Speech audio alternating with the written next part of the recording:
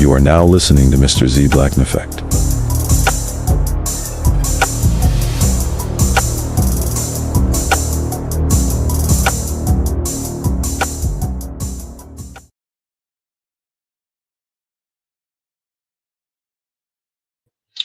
What's going on, y'all? What's going on? What's going on?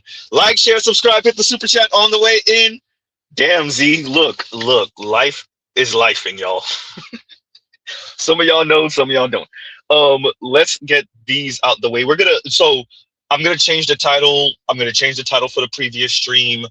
Um, what was I gonna say?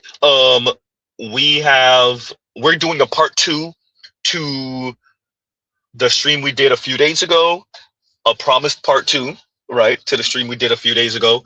Although I do have some new materials, we're gonna recycle some of the same stuff, obviously, because it's a part two, right? But before we get underway, let's read these super chats and get them out the way before we have some technical difficulties. And Saint Cyr says, and thank you for the super chat. Thank you for the super chat. Like, share, subscribe, hit the super chat. And Saint Cyr is giving us a life update, and he says, life update. In total, 53 pounds down. Wow.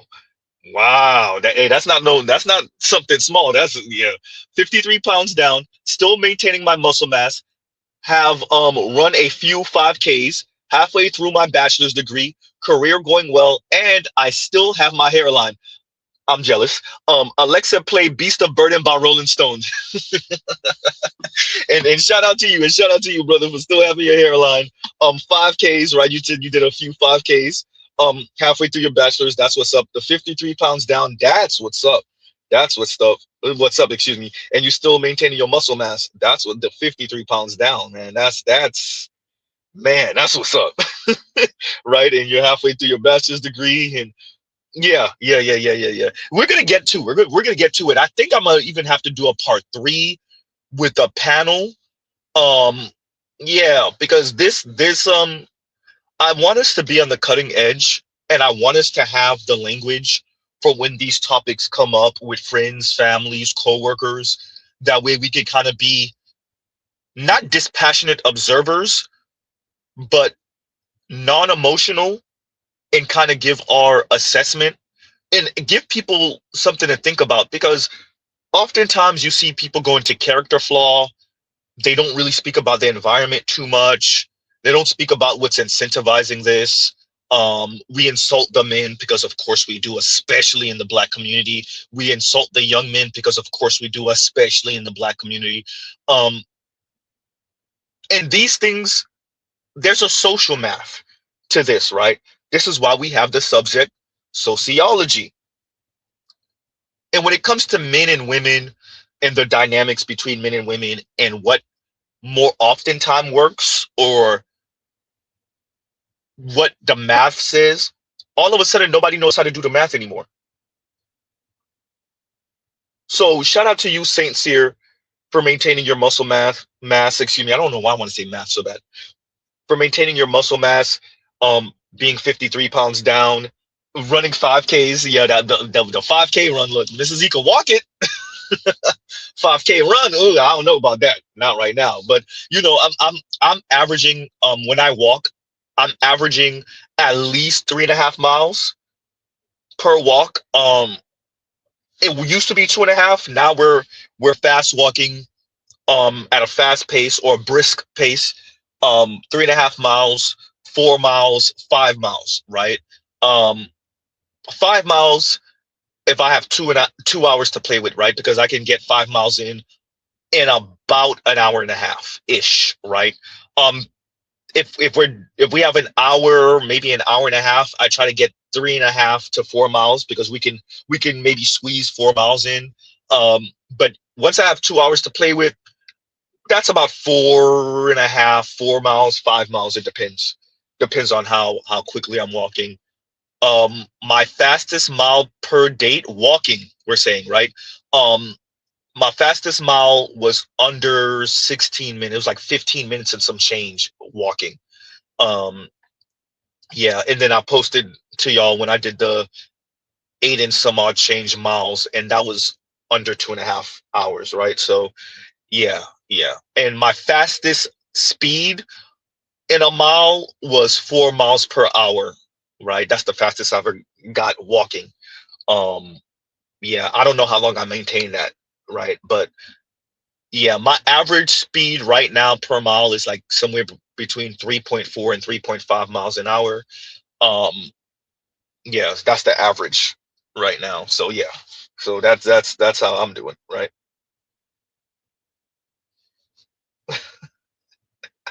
That's hysterical. No. And Terrell says Z out race walking with those little Richard Simmons shorts. No, definitely not. We don't got the short shorts. Who wears short shorts? No, we don't have the short shorts, and we don't have the curly hair. Right? The not Richard Simmons, right? But yeah, that's how I'm doing.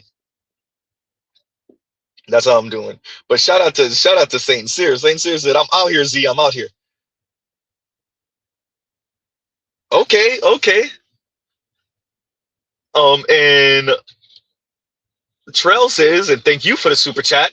Trail says, my son graduated, I think you want to say high school, as valedictorian this past Saturday. Bought my daughter a 2012 Camry. Oh, that's gonna last. That's gonna last. She, she probably mad. She's happy, but that's gonna last. That's gonna last all through. She gonna be able to hold on to that until after college.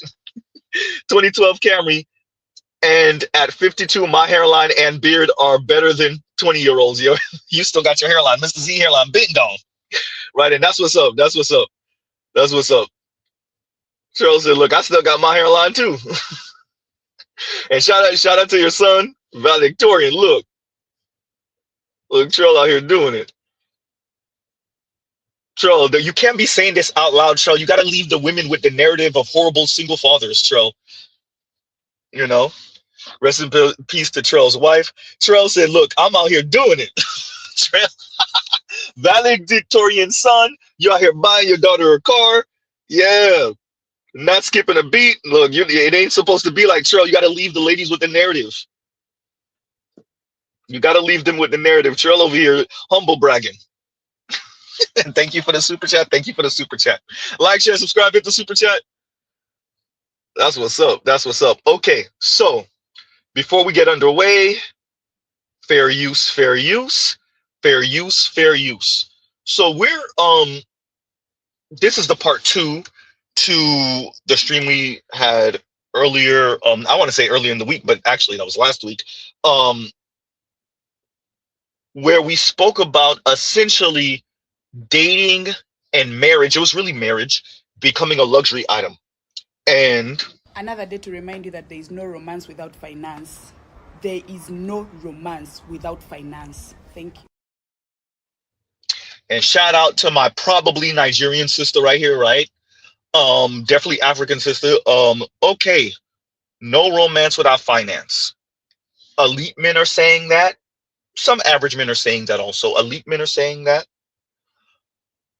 And the women in aggregate are saying that. And it sounds good until you see the social ramifications of this ideology, right? We already know that women are doing pretty well financially. We already see them. Shout out to you ladies. We see you. We see you, right?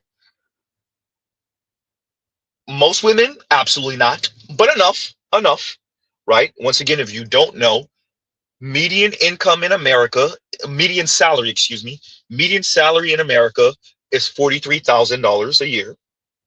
Average salary in America is $64,000 a year. That's for all Americans.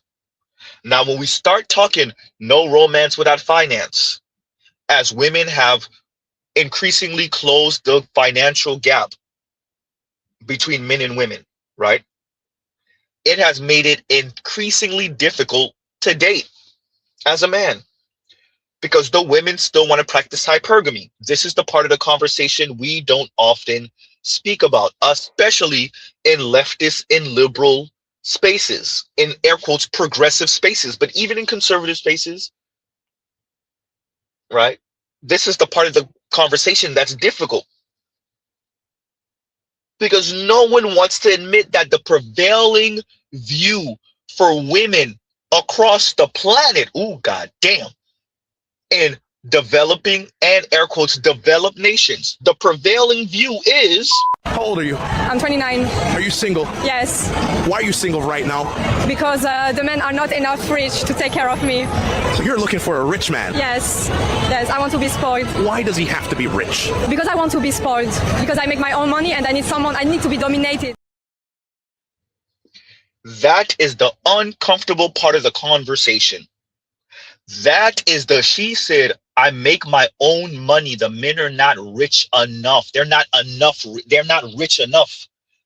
The gap is not large enough. I need to be dominated financially, giggity, and in other ways. Thank you, Afro Merchant. I want to say Afro National. Afro Merchant, not enough rich. It's not just this probably Eastern European white lady.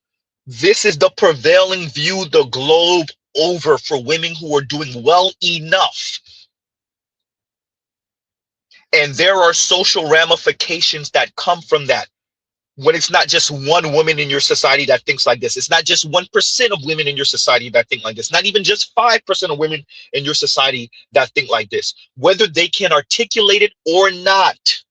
This is the prevailing view. You got a problem in your society when this is the prevailing view. Once again, Another day to remind you that there is no romance without finance. There is no romance without finance. Thank you. huh? No romance without finance. It sound good, huh? It sound good. Now we know what the end result is, right? This is why everyone is single and men stop trying. This is the mouse paradise, a scientific experiment from the 1960s. They made the perfect world for mice with unlimited food, safety, and no predators. In the beginning, they placed 4 females and 4 males and let them multiply. The population exploded, hundreds, then thousands. Then something strange happened. They stopped mating. And within 4 years, they were extinct. But why? According to scientists, the reason was social interaction overload, just like humans on social media today. They were in 24/7 interaction with thousands of others. Too much stimulation, too much competition for social status, and this led them to lose the ability to form bonds, to mate and raise their young. Many males became so-called the beautiful ones. They lost interest in females. They just groomed themselves all day and withdrew completely because they could not compete in this chaos anymore. And the females followed by losing interest in males. So no mating, and they all just died without having babies. Since 2010 smartphones, humans... Too much competition for social status. In other words, no matter the species of animal, once you make the environment comfortable enough, the female of the species start being like, well, yep, my vagina is now on the moon for cost. Either you're going to be super status and money man, so provision at the absolute highest level, or you're going to be Mandingo, Splackavelli, Mr. Goodbar. Huh?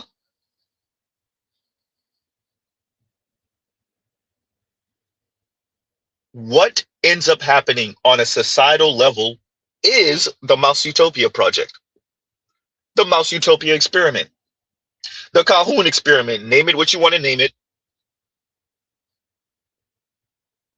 Now, once again, when you go through the comments of that video I just played with the Mouse Utopia experiment, the ladies speak about the male mice becoming violent, but they never speak about the female mice putting their vagina to the moon. Well, now that we're comfortable, now that we don't have threats and we don't have to worry about being deleted by a cat or a snake, now that we're comfortable, well, companionship with me just became insanely expensive. And you men, you males, are such burdens. Why would I want to be around you if it's not to benefit immensely, extraordinarily? And an example of that is... So I made a video saying that 50-50 is a scheme that Todd set up, and Gabriel Belafonte said, you can remain single and pay 100%. Good deal. I then reply, meaning I get 100% of what I want. No compromising. I love that for me. Because why would I have to deal with a man and pay half the bills?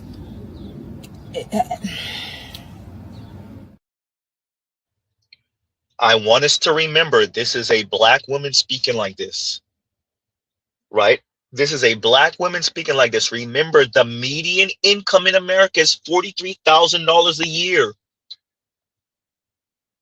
That is the median income. We know black women make less than that on average.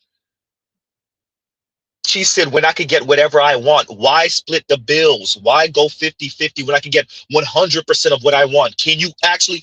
And when I say you, I'm not just speaking about you individually, madam. Sound good. Can black women in aggregate get 100% of what they want when the median income for all Americans is some $43,000 a year? I would even say 45. I'll say 50. I'll sweeten the pot for women and say 50. You could get whatever you want. Yeah, that sound good. Huh? What it really sound like, shout out to MJ Gray, is a whole lot of coping. Some stuff, yes. I've made a lot of contradictory videos because this whole account has been a stream of authentic consciousness. It has just been me showing up at whatever phase that I'm at in my life, honestly, as a coping mechanism. We know. We know. So the ladies are speaking like they perfectly okay. The young lady said, and this is why I mentioned the burden. Men are burdens. This is how the ladies speak. This is that feminist language. This is that boss girl language. Being in a relationship with an average man is a burden. So the men got to sweeten the pot by either coming with being just insanely built like a goddamn Greek god, being physically appealing, being Mr. Goodbar. These are your friends with the Rolodex, right? He got a woman for every day of the week. Whether he's married or not, he's always an eligible bachelor. Whether he's in a relationship or not, he's always an eligible bachelor. These are the men where the women are grabbing a ticket, get in line. These are the futures of the world, right? Name the rock group, name the rapper, name the R&B singer, name the football player, basketball player, famous man, the Chris Browns of the world, right? Or the Jeff Bezos and Elon Musk of the world, whether they're a slime ball or not, they have so much money. The woman said, what's a morality? Oops. Huh? I mean, I only date 6'+", but I mean, this guy, when he stand on his money, he's 12 feet tall.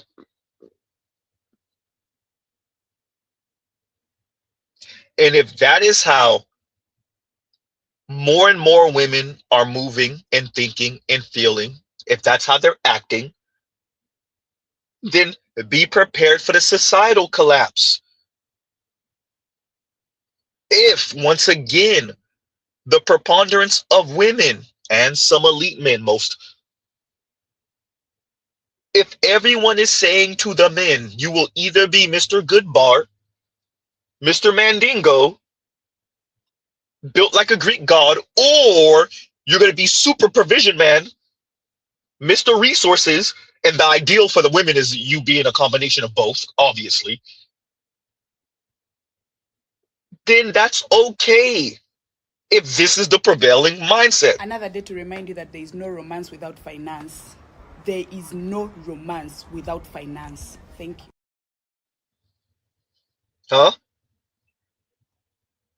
So let's play a few clips to kind of bolster our argument here. And let's get underway. Some of this is AI slop, but we're using the AI slop to get to the point. Some of this is stuff I've played a year plus ago. Some of this is stuff I played the last stream, but all of it is speaking to no romance without finance. right? So that's for dating and for marriage. Alrighty then. And let's do this one more again.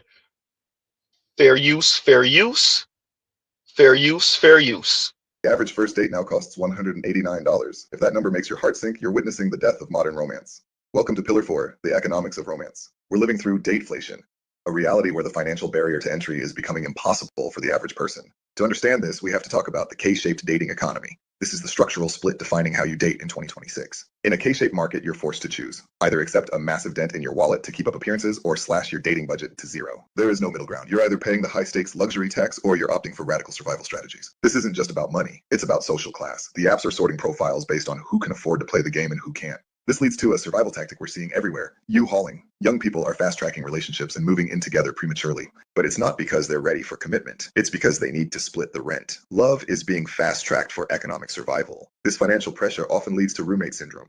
When you move in too fast just to save money, the romantic spark dies under the weight of the bills. You aren't partners anymore, you're just co-signers on a lease. The connection has been replaced by an administrative arrangement. On the other end of the K-shape, we have the rise of Afrodating and Choremans. This is where dating meets the reality of the daily grind. Choremance means dating while running errands, like grocery shopping or doing laundry. It's an attempt to squeeze romance into the margins of a busy, expensive life. It's radical practicality as a dating strategy. If connection is the goal, why does it have to come with a 3-course dinner and a massive bill? Affordating is about stripping away the performance. It's for people who value time and authenticity over the luxury receipt the apps want you to pay. But let's be honest, both the U-hauler and the Choremancer are responding to a market that is failing to provide a fair exchange. When love becomes a luxury item, people find workarounds. But the structural issues of dateflation remain the primary red flag. Human connection has been turned into a chore because the system is designed for profit, not for people.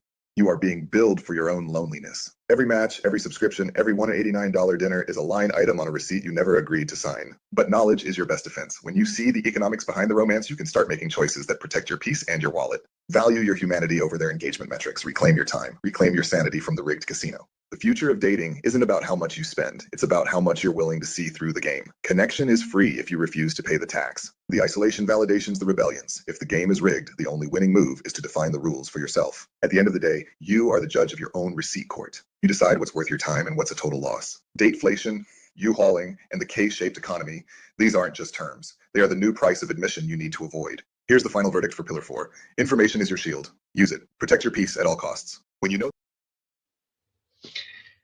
Yeah, and I want to shout out Vincent Von Doom, also known as Pistol Pete, also known as All Hell Balamuccio, because he's who has inspired me to find that video. Yes, that was an AI video, everyone, but it spoke perfectly to what I'm speaking of.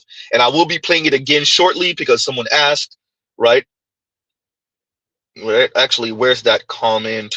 And yeah, XXRel said, you got to play this video again. And I will in a minute. But because I really want to read this comment first. I see the other super chat. I'll get to it in a minute. Like, share, subscribe, hit the super chat. And KMS says, and thank you for the super chat. So a ninja got to be either body beautiful, or Big Bank Hank. Right, let's read that again. So a ninja got to either be body beautiful or Big Bank Hank, as if these 304s ain't asking for both. To buy her out or be a vibe. To smash at no cost. That is exactly what I'm saying. Is it all women? No.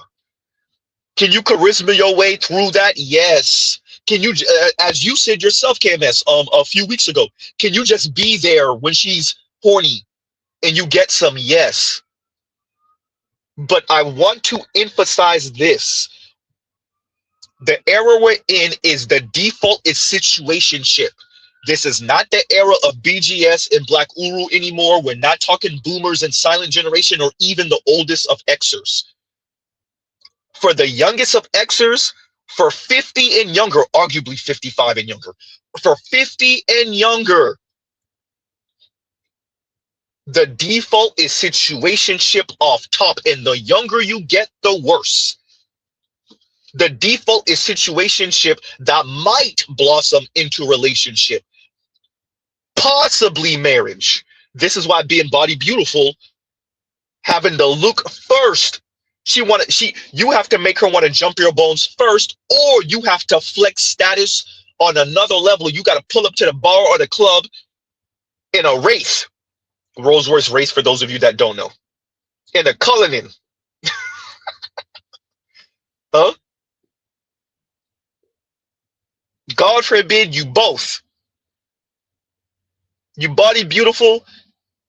You were blessed. You won the genetic lottery, 6'2" and above. Goddamn, Z, what happened to the 6 foot dudes? He might as well be 5'8". Goddamn, Z. Huh? You 6'2" and above. You're fit, and you just jumped out in the race. Now, I'm gonna pull a Coach Greg Adams. If you live in BFE nowhere, this may not apply to you all the way. Not all the way, but for all of us that live in major cities, yeah, right. Huh? You live in a major city, that's your ass. Because not only is this thirst and this desire being bolstered by social media, anytime she's in the downtown area of your city or the major shopping area of your city, she gets to see it with her own eyes. Huh? She gets to see it with her own eyes. It means nothing that she'll never get to live it. If y'all think the ladies ain't hoping on a dream and a prayer to at least get smashed by the body beautiful dude and think she gonna parlay that into a relationship, you got another thing coming. If you think she ain't going, she going. If you think the women ain't gonna try to bargain their vagina with the dude with some money, what she made you pay for, here go the funny part. Oh, damn, Z, you about to say it. I'm only saying what y'all already know. What she made you pay for, the dude with resources get for free off on the off chance that he wipes her. Somebody tells Z he lying. Some of us been that guy. Some of us has friends and family that are that guy. Your cousin that got a few dollars, he get to smash for free off on the off chance that he turned her into a wife. We ain't even talking about body beautiful. Body beautiful get to smash for free all the time. Huh? So shout out to KMS once again, and thank you for the super chat. Like, share, subscribe, hit the super chat. And KMS says, so a ninja gotta either be body beautiful or Big Bang Hank, as if these 304s ain't asking for both. To buy her out or be a vibe to smash at no cost. I don't want to make it seem as if it's all women. It's not. It's definitely most, though. God damn. That doesn't mean average brothers don't get married. That doesn't mean average brothers don't have long-term relationships. That doesn't mean you don't get to experience love and in love. That is not what Mr. Z is saying. I'm saying it's okay until Body Beautiful or Big Bake Hank walk in the room. Then that's your ass. If you choose her, it's over. Huh? She going.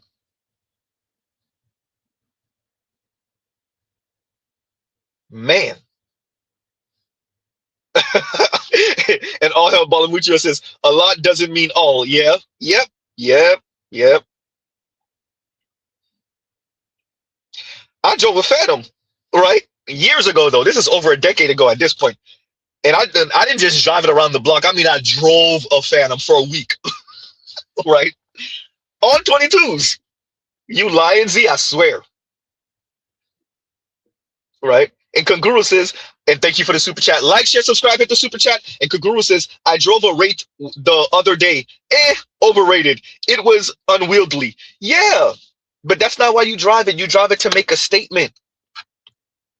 You drive it for those who own it. You own it and drive it to make a statement. It is a statement. All those vehicles on that end are a statement. Huh? And status markers, exactly. Especially they only produce about what 5,000 or so Rolls Royces a year. That's for all of them. That's the Cullinan, that's the Wraith, that's the Dawn, that's the new what's the new EV one? It's right there. That's the Ghost. What's the new one? The new coupe. I forgot the name of the new coupe. The Spectre? Is it the Spectre? I want to say it's the Spectre. Yeah, I think it's called the Spectre. Yeah, all of that.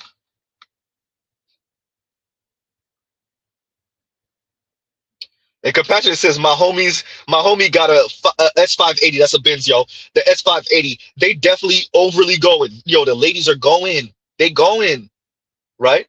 Because the man is the status, and then his status is the status. Body beautiful is the status, right? Being on the arm of Mr. Body Beautiful is status. Being on the arm of the man with the 580 is status.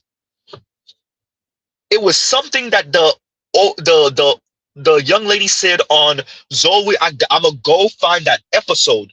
I gotta go find that episode because I've been making reference to it for too long. One of the young ladies that used to be on Zoe Williams' show. This is maybe a decade ago at this point. Yeah, it was about a decade ago, a little less. Zoe had a show, and Tone Talks was on there, and the young lady was speaking, you know, and she said something like, "I just want for once to have this experience. I don't even need it to be my whole life. I just want to have." And essentially, she was saying, "I just want to have an experience where I'm not paymaster, where I'm not with a man, where I'm taking care of him." Now, if you saw the young lady, and this is what Tone Talk was trying to get to her without being mean or insulting. Like, if you looked at the young lady, you could tell you gonna have to pay. The guys that you're not gonna have to pay for, you don't want them. Any guy marginally attractive or better, you gonna have to pay. It was very clear. Huh? It was the overweight young lady. Was it Whitney Tabor? Right? I don't remember if her name was Whitney. Was it Whitney? I can't remember, but yeah, so and Tone Talk's trying to say, like, come on, like, and when, like, I mentioned, when she realized what Tone Talk was trying to say, she got irate. Of course she did. But the point of the matter is what she was saying. I want to, at least for once in my life, even if it's not going to be that long, I want to know what it's like to have a paymaster man. And a lot of ladies, that's what they on. And that is what the Scott Galloways, he understands this, but he don't want to accept it. And Dr. Richard Reeves, he don't even want to hear it. He don't even want to hear it. That the prevailing thought from the ladies now, we're talking about average and below average looking women, their status in life. We're not even just talking about their looks. We're talking they're average women, and average men would marry them and wife them and have kids with them. But your average woman, you're slightly above your average, and you're below average woman. The prevailing view across the developed and developing world is I'm supposed to settle for a regular type dude.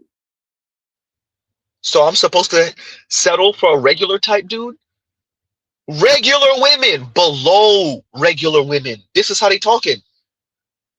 Dear America, dear the West, dear the developing, definitely the air quotes developed world, deal with the consequences. Stop badgering the men. Huh? Yawn.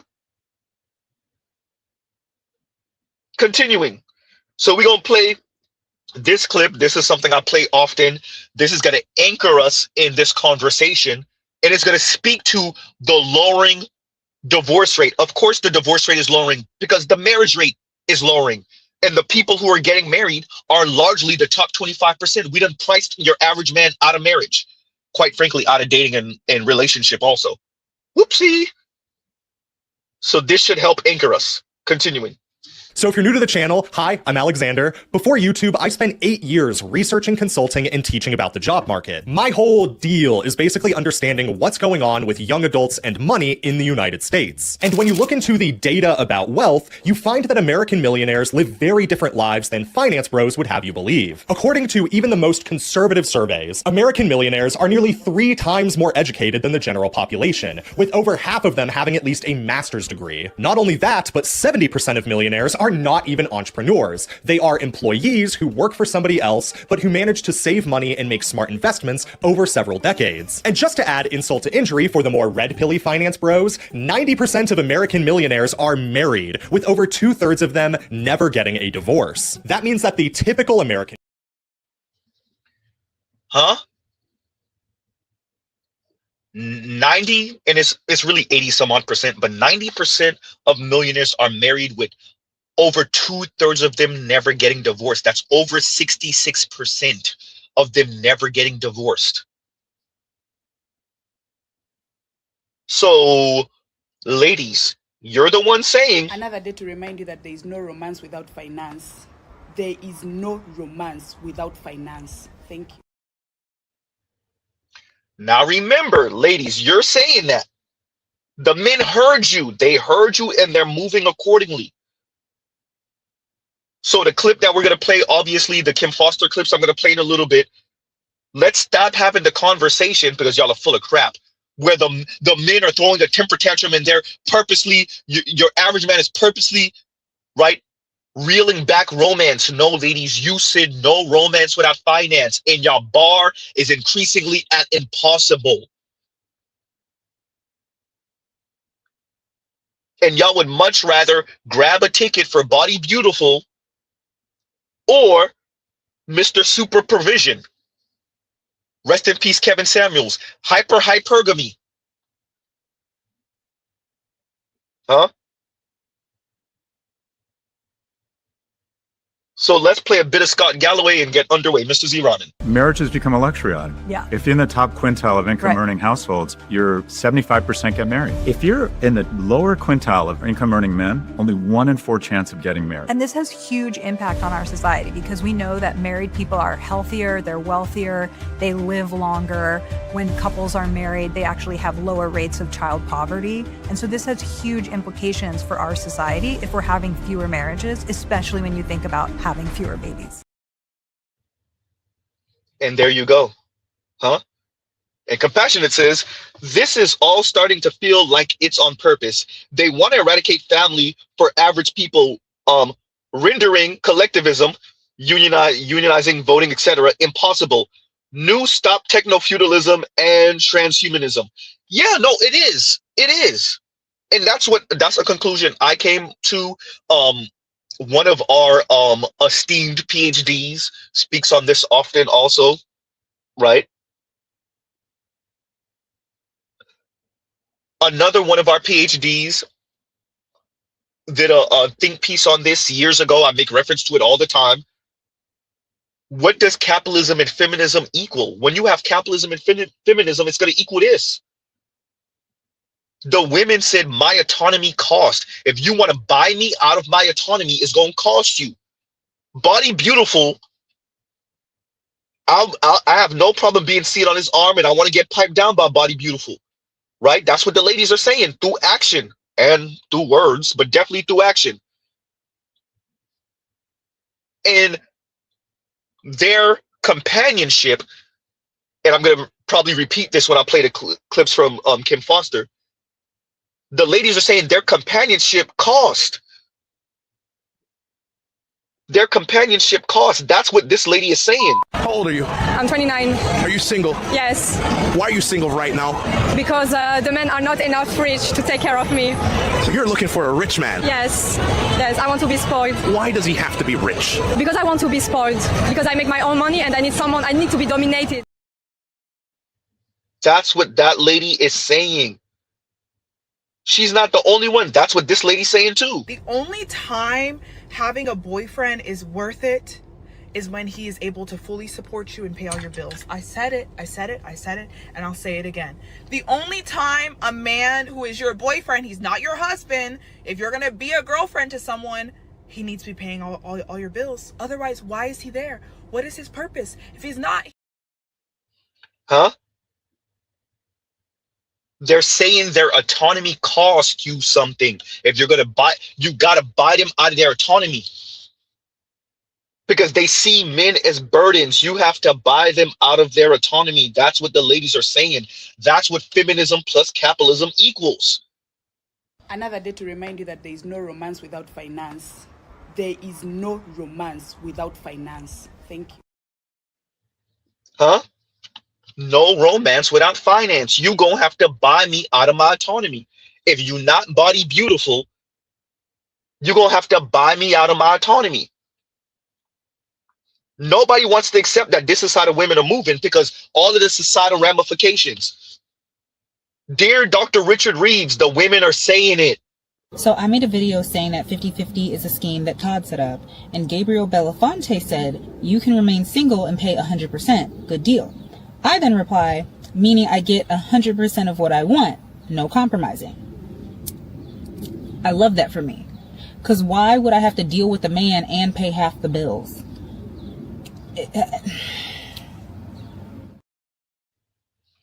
Why live with a man and pay half the bills? Where I can have, air quotes, 100% of what I want. 100% of what I want, but the average salary in America is $64,000 and the median is $43,000, and that's more accurate. And you have this black woman telling you, why go 50-50 when I can have 100% of what I want? Let's say she can. Let's say she's one of those $80,000+ a year black women, $100,000+. She could pay for her apartment with no problem. Let's say she even have a house. She could pay for a house and her luxury car with no problem. Take trips with no problem. That's your average woman. Notice I didn't even just say black woman. That's your average woman in America? Absolutely not. Let alone your average black woman. Don't make me laugh. It sounds good. But the ladies see being in relationship with men as a burden. Huh? So they're telling you, you gonna have to buy them out. Preferably at the highest level. Huh? And let's read this from Better You because it's funny, and we'll play it in a minute. And Better You says, imagine the rat's convo. I don't need you, you rat bastard. I got my own food pellets. Hysterical. And the conversation might have went like that for real. Play the clip, Z.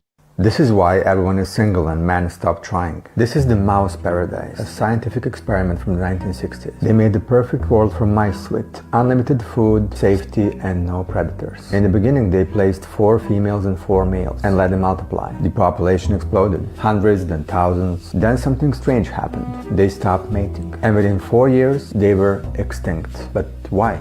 According to scientists, the reason was social interaction overload, just like humans on social media today. They were in 24/7 interaction with thousands of others. Too much stimulation, too much competition for social status, and this led them to lose the ability to form bonds, to mate and raise their young. Many males became so-called the beautiful ones. They lost interest in females. They just groomed themselves all day and withdrew completely because they could not compete in this chaos anymore. And the females followed by losing interest in males. So no mating, and they all just died without having babies. Since 2010 smartphones, humans... Too much competition for social status. Oh boy. And who are the ones that are tasked with this outright battle to the death for social status? Is it the female mice? Get out of here. Now, let's be clear. The female mice are going to go under the knife. Huh? They're going to go under the knife? Ain't that right, human women? Huh? What it cost them? What? Not stuffing their face? Going to the gym? If they want to skip steps? What, 15 grand mommy makeover? 10, 15, maybe 20 at max? Mommy makeover? Huh? Veneers and whatnot? Okay, you spend 20, 25,000. What does it take a man for the social status? Ooh, goddamn. Is it just surgery? Now, if you want to be body beautiful, he could be BBL Drizzy. Shout out to Drake. Huh? He could be BBL Drizzy if he's trying to be body beautiful. But the social status? Oh no, hey, bro, you either gonna go to school, probably get into some serious student loan debt. You're gonna have to learn a trade that gets you some real good money. You're probably still gonna have to be some type of body beautiful. Huh? Oh man. What is it gonna cost the men for this insane status competition? I want to say composition and everything else. This status competition. Thank you, Strawman. And Strawman says 84 viewers, 37 likes. Tie in the F up. Like, share, subscribe, hit the super chat. Where's the likes, y'all? Huh? Hey, this is what we saying. Compassionate. Compassionate says either a concubine or a workhorse. This all becomes like a competition to be the tallest midget. I'll pass. That's what they saying. That's what the ladies are saying. Huh? That's what the ladies are saying. And so shout out to Better You for the super chat because that's funny. And we're going to read it one more again. And Better You said, imagine the rats convo. I don't need you, you rat bastard. I got my own food pellets. And thank you for the super chat. That's funny as hell. Like, share, subscribe, hit the super chat. Right?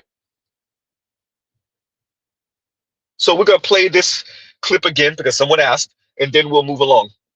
The average first date now costs $189. If that number makes your heart sink, you're witnessing the death of modern romance. Welcome to Pillar 4, the economics of romance. We're living through dateflation, a reality where the financial barrier to entry is becoming impossible for the average person. To understand this, we have to talk about the K-shaped dating economy. This is the structural split defining how you date in 2026. In a K-shaped market, you're forced to choose. Either accept a massive dent in your wallet to keep up appearances or slash your dating budget to zero. There is no middle ground. You're either paying the high-stakes luxury tax or you're opting for radical survival strategies. This isn't just about money. It's about social class. The apps are sorting profiles based on who can afford to play the game and who can't. This leads to a survival tactic we're seeing everywhere. U-hauling. Young people are fast-tracking relationships and moving in together prematurely. But it's not because they're ready for commitment. It's because they need to split the rent. Love is being fast-tracked for economic survival. This financial pressure often leads to roommate syndrome. When you move in too fast just to save money, the romantic spark dies under the weight of the bills. You aren't partners anymore, you're just co-signers on a lease. The connection has been replaced by an administrative arrangement. On the other end of the K-shape, we have the rise of Afrodating and Choremans. This is where dating meets the reality of the daily grind. Choremance means dating while running errands, like grocery shopping or doing laundry. It's an attempt to squeeze romance into the margins of a busy, expensive life. It's radical practicality as a dating strategy. If connection is the goal, why does it have to come with a 3-course dinner and a massive bill? We're gonna have to play that clip again, y'all. But let me read this real quick. All Hell Balamucho says, Z, notice that you were ahead of the curve with this conversation. You was talking about this ish about 3-4 years ago. And thank you for that, Vince, for all of you new listeners. Shout out to the replay gang. Right. And shout out to all the members. We're gonna get to the pre-records and the members only lives and et cetera, et cetera. Okay. Vince, because it was easy for me, right?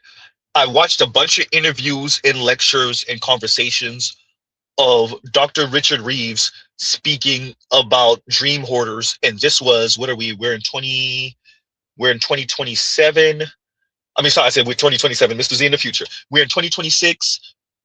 I was watching Dr. Richard Reeves and these lectures, which was already old. I was watching this in like 2018, 2019, and it was already old at that point. His lectures for and his interviews for dream hoarders was already like 2-3 years old at that point.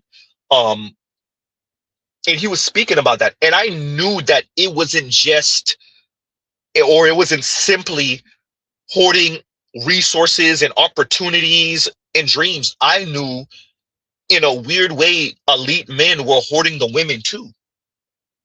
Although Dr. Richard Reeves wasn't going nowhere near that. He wasn't implying that, suggesting that. He wasn't talking about that.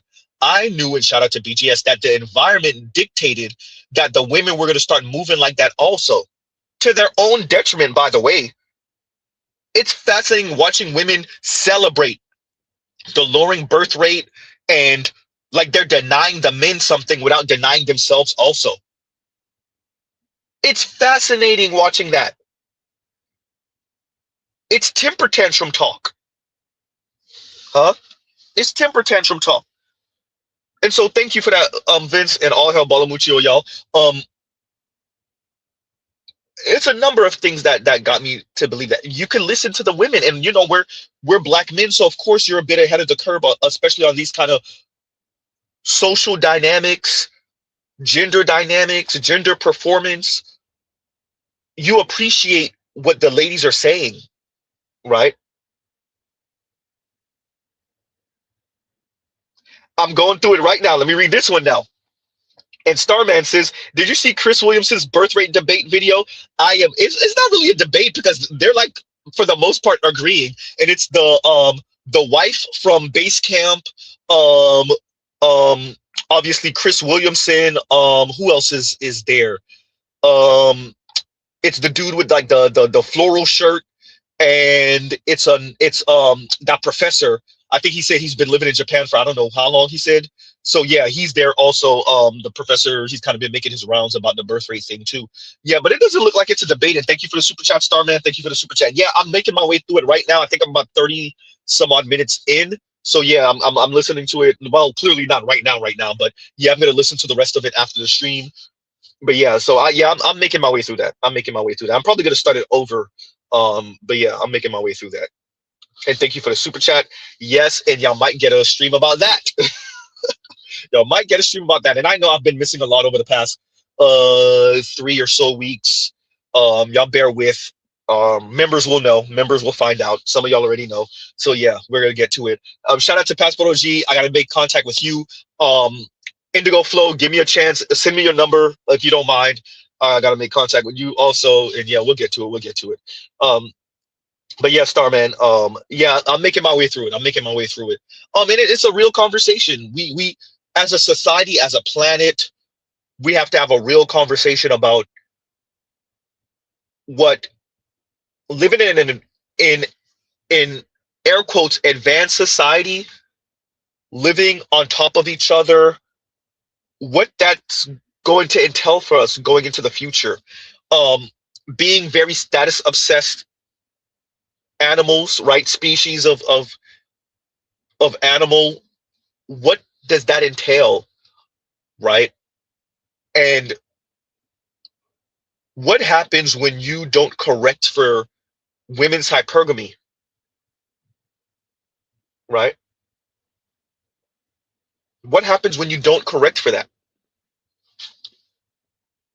What happens when actually you have elites who take advantage of that?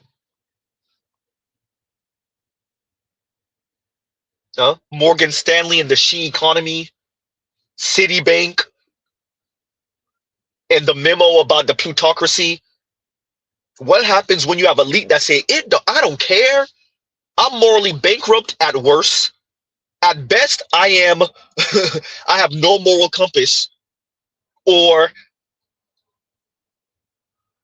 all I'm worried about is the dollar bill, the bottom line, and I'll just make money off of these people, whether the society is crumbling or whether we're excelling and advancing. And that's when that is your elite class and your political class is captured already, so no one's correcting for this. Let me don't say no one. That's not true. A handful of folks.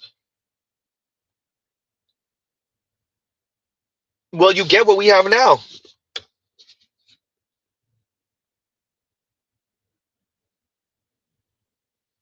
Well, and thank you for the super chat. Starman, thank you for the super chat. Right? And let's read this and then we'll play our next clip.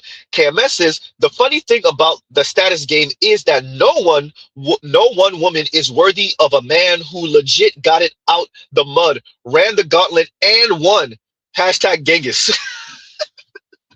Right? Yes, but I don't look.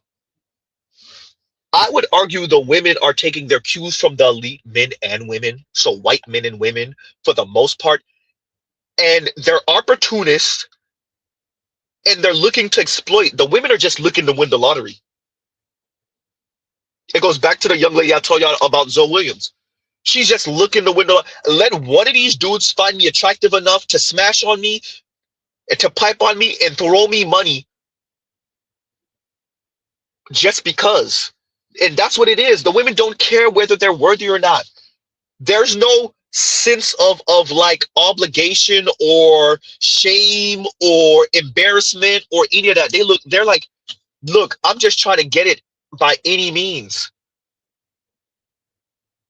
Y'all could call it exploitation, y'all could call it gold digger, y'all could call it whatever. I don't care. Huh? I'm trying to get it by any means. For some of them, I'm gonna do enough to put myself in position, and for others, I'm not, but I still want the same result. So yeah, the ladies are going to school. It's the clip from Black Talk in the UK. Shout out to Els Active, with an African sister, very chesty, very breasty, very, She said a man is her money, but there's also a part of the conversation where she said, yeah, I think she was getting her master's degree.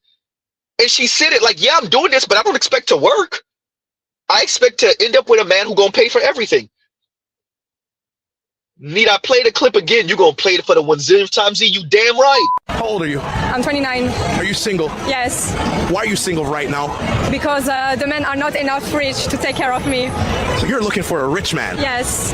Yes, I want to be spoiled. Why does he have to be rich? Because I want to be spoiled. Because I make my own money and I need to be dominated. And the African sister that I'm making reference to now essentially said the same thing. Years ago. Way before this clip.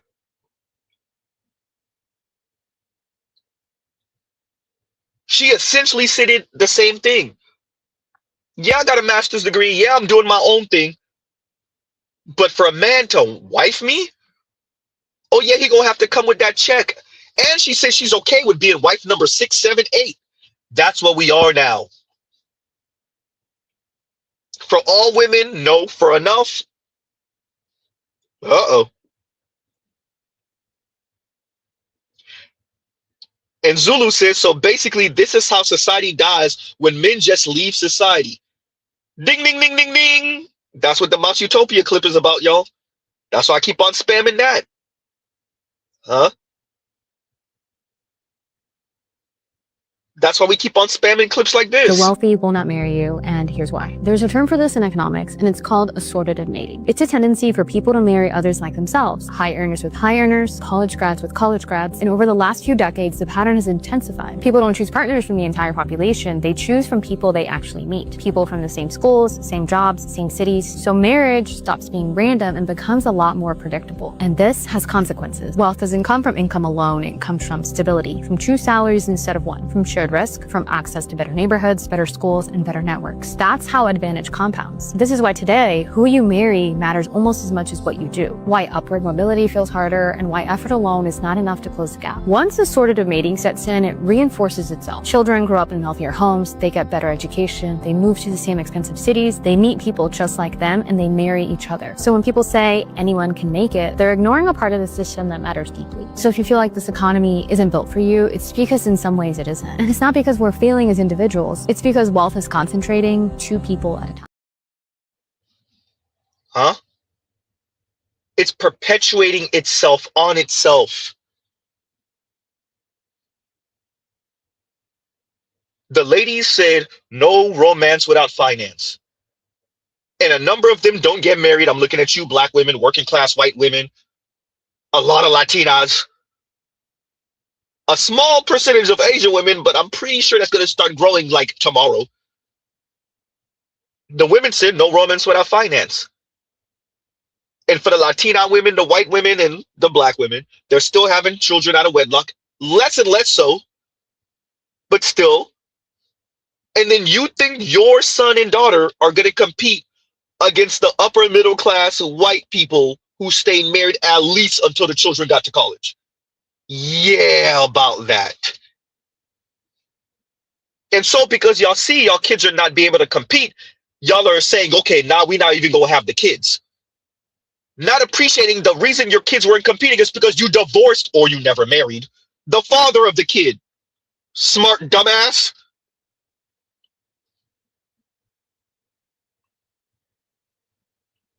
Huh?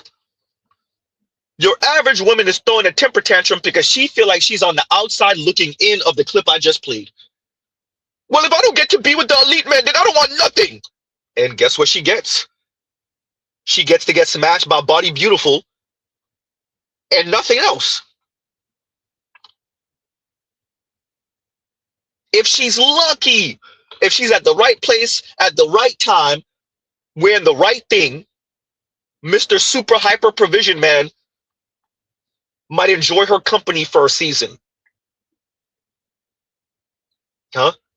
If she's super lucky, this is the dude that took her on a trip or two. This is the dude she bragged to her friends about 20 years later, 15 years later. Because for a season, and by the way, she holds on to that season. There's a pun in there. She holds on to that season for the rest of her life. She was 25, 27, 28 years old. And Mr. Hyper Provision Man enjoyed her company for about a year. For 8 months, 9 months, a year and a half. And from that point on, that became her bar.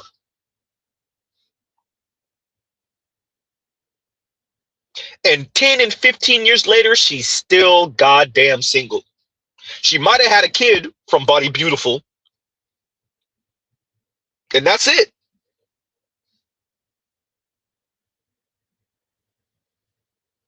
That's her life. How many of y'all aunties I just named? Ooh, goddamn. How many of y'all aunties did I just describe? Ooh. How many of y'all girl cousins did I just describe? Ooh. Huh? The scammer, the local D-boy, she messed with him 15 years ago, 20 years ago, 25 years ago. Your aunt's still single because of all the experiences. She used to be VIP in the club. She can't end up with the regular dude now. Huh? And if she do date a regular dude, she think he's boring. She talked to him all type of crazy. Yeah, she talked to him all type of crazy because she used to shut the club down. When she was dealing with the Hyper Provision Man, even though it was fast money and street money. How many of y'all aunties did I just describe? Huh?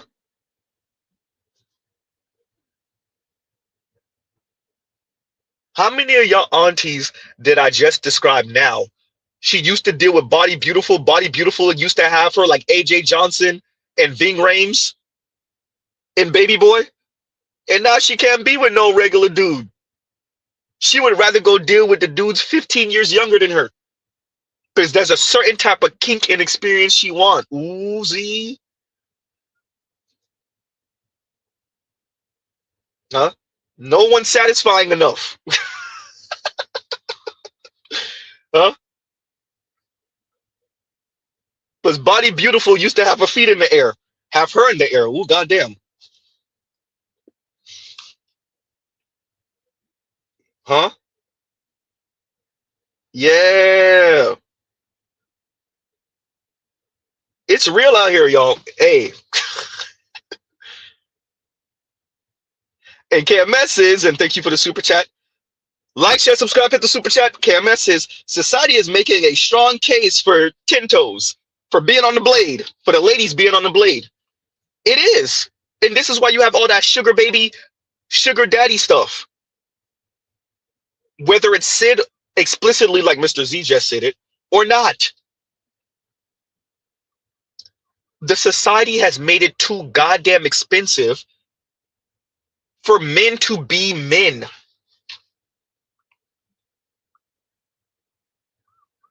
Huh? And the ladies have priced their vagina out the game. Cam said Blade Runner's hysterical.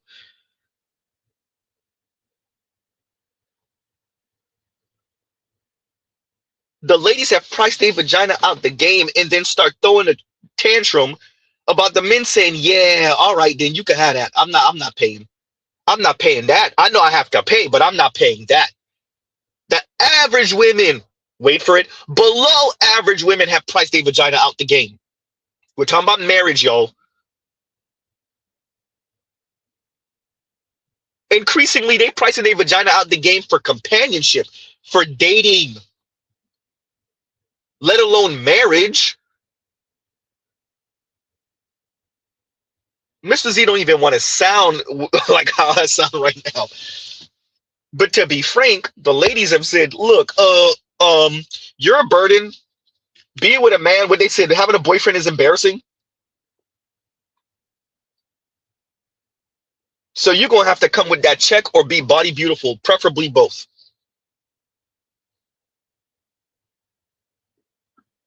So that's what it is. That does not mean that your average man doesn't get any vagina. That's not what we're saying. What we are saying is the trend is this. That's why you're hearing a third of young men under the age of 30. No XXX fun. Year on year, year by year. A third of young men. No XXX fun. The ladies are giving vagina to somebody. The ladies are 2-3 deep, whether they know it or not. 2-3 deep on one dude. There's a pun in there. Whether the ladies know it or not, they're 2-3 deep on one dude. And that's okay. But look, the ladies don't have to think about this macro. They should, but for the technocrats and for those of us like Mr. Z, we do. The ladies could be really selfish and self-centered and just be me. But there are social and societal ramifications for the women saying, hey, it's top 20, top 25% or nothing. That does not mean that the top third and top 40% don't get vagina. But if the data is correct, it has been the top 40% of men throughout human history that have fathered children. Well, right. And Cam S, thank you for the super chat. Thank you for the super chat. Continuing. Are immature men to blame for women not having babies? It's no secret that the birth rate in England and Wales has fallen to a record low. According to a new report, around 600,000 women will miss out on motherhood. So what could be causing this trend? According to a report recently published by the think tank Centre for Social Justice, it could be due to a rise in immature men who are unmarriageable until much later in life. The report says that in the past, a 24-year-old man would have been likely to have been married, have a child and been working for the best part of a decade. So this is the level of journalism The Times, the oldest national daily newspaper in the UK, has, framing falling birth rates as a problem of immature men. Let's start with the source they're using. The report comes from the Center for Social Justice, published in March 2026, called Baby Bust, Helping Families Realize Their Dreams of Parenthood. This is not a neutral peer-reviewed academic study trying to objectively identify causes. It's a policy paper with a clear angle: pro-marriage, pro-family, pro-natal. Now, that doesn't automatically make it wrong. But presenting one think tank report as a primary explanation without broader context is at least a very limited way to approach a complex issue. But fine, let's take their own source.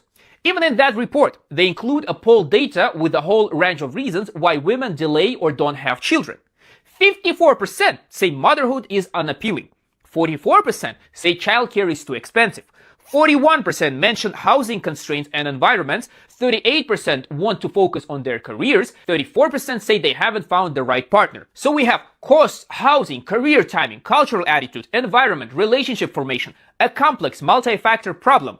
And somehow the headline becomes immature men? Now, to be fair, in the video, presenter does briefly acknowledge that it's not just men. She mentions economic pressure, pension burdens, and structural issues that make starting a family harder for young people in general. And to be fair, the report itself does touch on the issue behind given framing. It talks about the pay and education gap for men, and that the average age of leaving home for a young man now sits at 25. But notice what gets emphasized in the video, what gets reduced to a side note, and what is not mentioned at all. How about we stop just blaming men? And if men are falling behind, economically, educationally, socially, how about we try to understand the reasons behind it? How about we stop portraying men and women as enemies and instead acknowledge that women have their challenges and men have theirs? And if we actually want to solve problems, including having more families and higher birth rates, we're not going to get there by blaming each other. We can only get there by working together.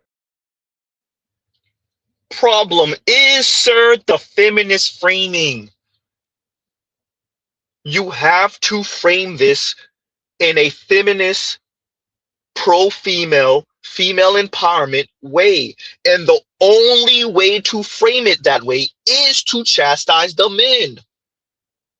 You either chastise or speak of the environment that's creating inept, incapable, undesirable men, immature men, men who are not ready for the big leagues or the big time pause, or the major leagues. You either speak of this as a societal problem devoid of women's culpability. You cannot speak about how women help to bring this about. As a matter of fact, if you even acknowledge that women play a role in this, you speak about the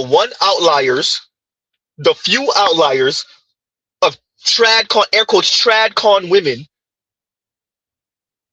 but you never speak about women's hypocrisy,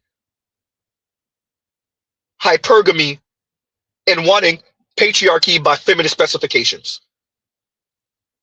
You have to frame it the way that young lady did, and we're going to play it again. Just that part. Are immature men to blame for women not having babies? It's no secret that the birth rate in England and Wales has fallen to a record low. According to a new report, around 600,000 women will miss out on motherhood.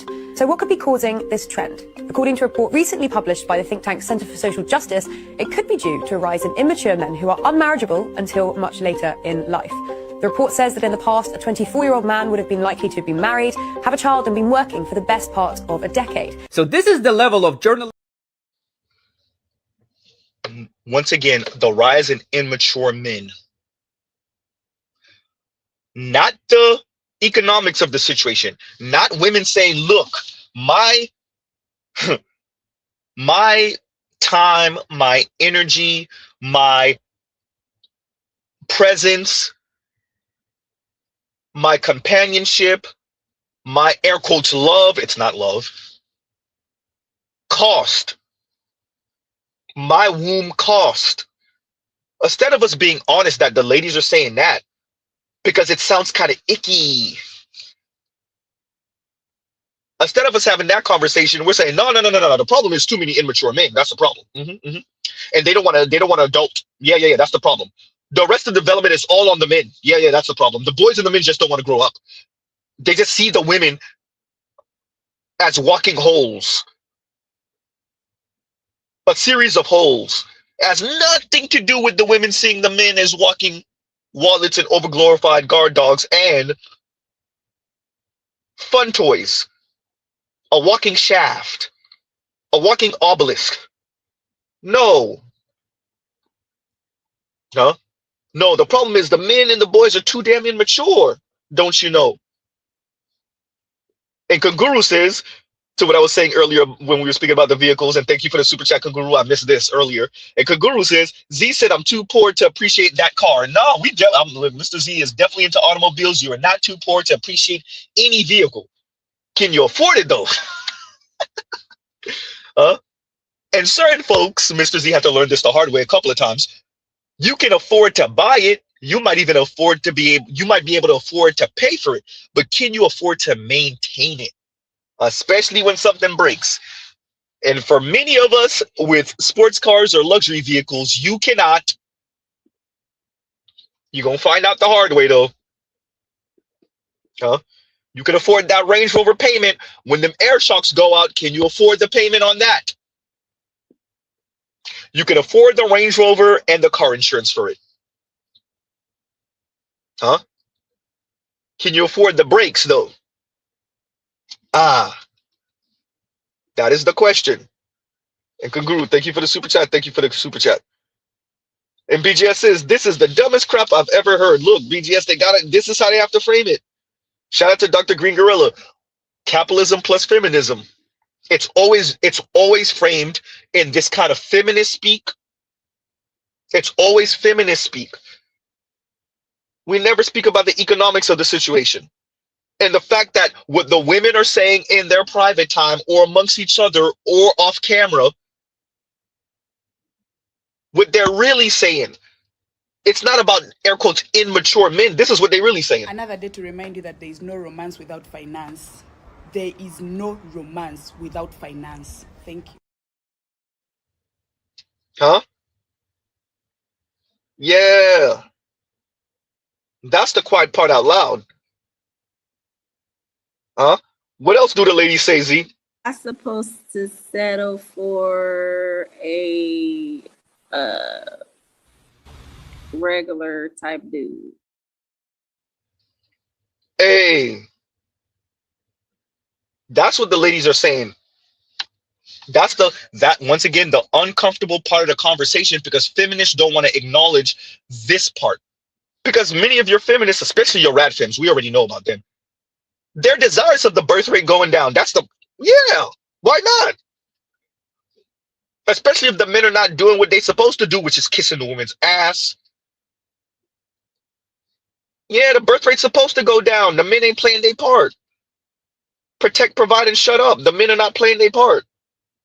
I miss when men used to protect, provide, and shut up. Huh? So here go an oldie but a goodie. Once again, we're speaking about dating and marriage being a luxury item. Here go an oldie but a goodie. Watched as women have gotten very strong in the Western world, white or black, any color, brown, Asian, any color you can talk about. That the stronger that the women became, whether it was status, financial independence, and power, their voices was being shared in many different levels.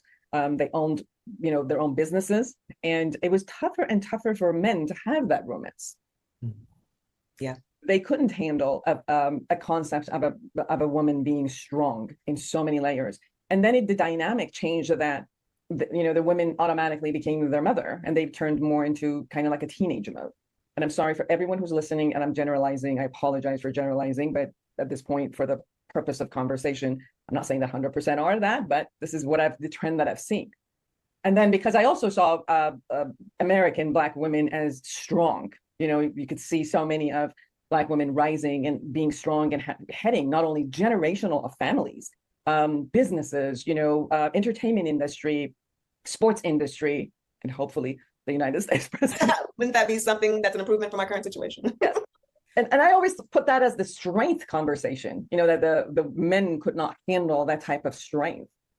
And that's why I'm saying it was so eye-opening when I was reading your book, because I came from this ideology and experience and looking at what you were saying and bringing all of those together in a bigger picture. So I don't know what your thought is about my experience.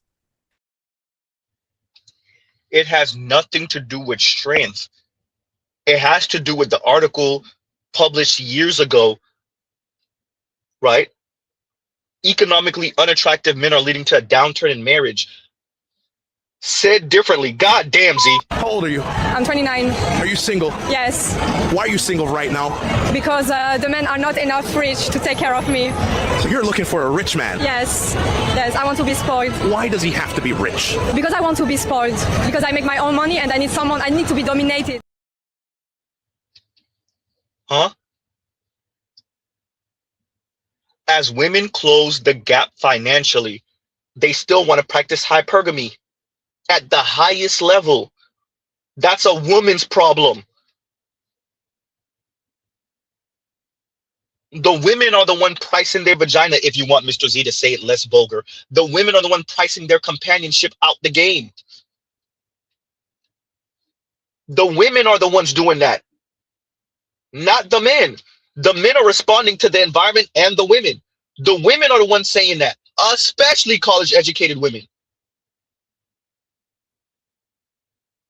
The women are the ones pricing their vagina out the game. Once again, less vulgar, pricing their companionship out the game. Western women, women in developed nations, air quotes, developed nations. And this is also Mr. Z shot at all the people. This is my shout, not shout, excuse me, shot at all the people pretending like they don't understand what Passport Bros is and where it's coming from. The women in America, in the West, have priced companionship with them out of the game. And so Passport Bros are moving accordingly. Passport Bros appreciate they gonna have to pay regardless. You're going to have to pay for a woman's companionship regardless. So they're going to places where the dollar or the pound or the Canadian dollar, the Australian dollar, where it stretches. There's a pun in there. Huh? Where a French franc and well, actually they use the euro, right? The euro stretches.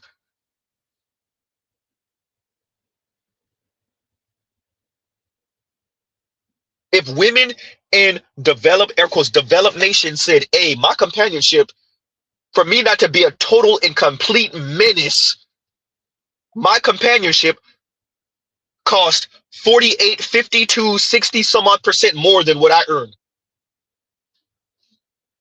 And this lady earning $50,000 a year, $60,000 a year, $45,000 a year.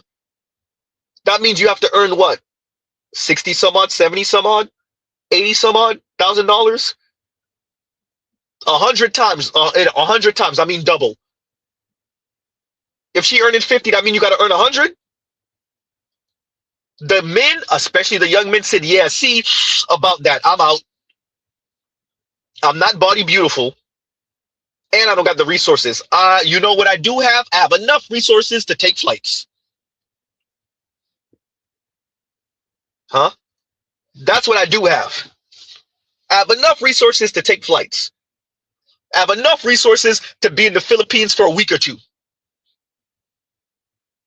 Huh? I have enough resources to be in Brazil for a week or two. Thailand, Laos, Cambodia for a week or two. Huh? Colombia, Panama. I have enough to be in Dominican Republic for a week or two. And I'll get something for my 2 weeks in Dominican Republic. I'm trying to, air quotes, date this one black woman in America, date this one, air quotes, date this one white woman in America. A month in and I still ain't getting no vagina. I've been in Dominican Republic for 3 days, I got vagina. Huh? I've been in Philippines for 4 days, I got vagina.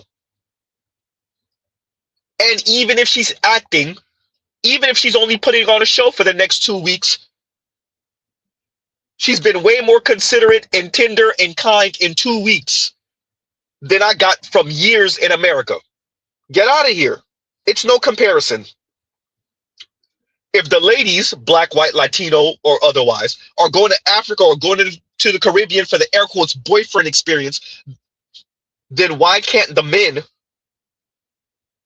travel for the girlfriend experience and actually get something for it? So shout out to Dr. Sabrina Strings and to the host of that show, Yawn. Huh? Continuing. Well, the situation is that a lot of women want to have a romance. They love the idea of this, of a man showing up to be selfless, because we so often meet men who are selfish. And to your point about the way in which there's a boyification going on, I think that that's pretty widely accepted. So, I mean, honestly, that's why you saw me roll my eyes. It's like, I don't even think you need to apologize for that. I think women everywhere are seeing that men are turning into boys. And part of it is because of feminism. And maybe people are going to be a little bit upset about that, but that's just the reality. Romance had very clear gender roles. It said men are strong and brave, women are polite, docile. So as feminism was saying, no, you know, this is a misrepresentation of who we are. We contain multitudes, and we also deserve the right to work in public. the more women made demands into incursions into what were for about 200 years after the Enlightenment, so-called men's spaces, the more men started to first fight back against feminism, usually in ways that women could not see, which is a way in which they hold on to power. But then also they start to draw back romance. They're like, well, are we going to be putting ourselves out for these feminist harpies and these scary career women? No, we want polite, quiet women. These are the ones who restore our classic sense of manhood. And so there is a lot of fraught and contentious, I think, interactions happening between men and women, because men have always maintained the kind of woman that they want in the aggregate. It's not every single man, right? Whereas women increasingly are saying, we refuse to occupy those roles. They don't need to. And the lady said at the end, they don't need to.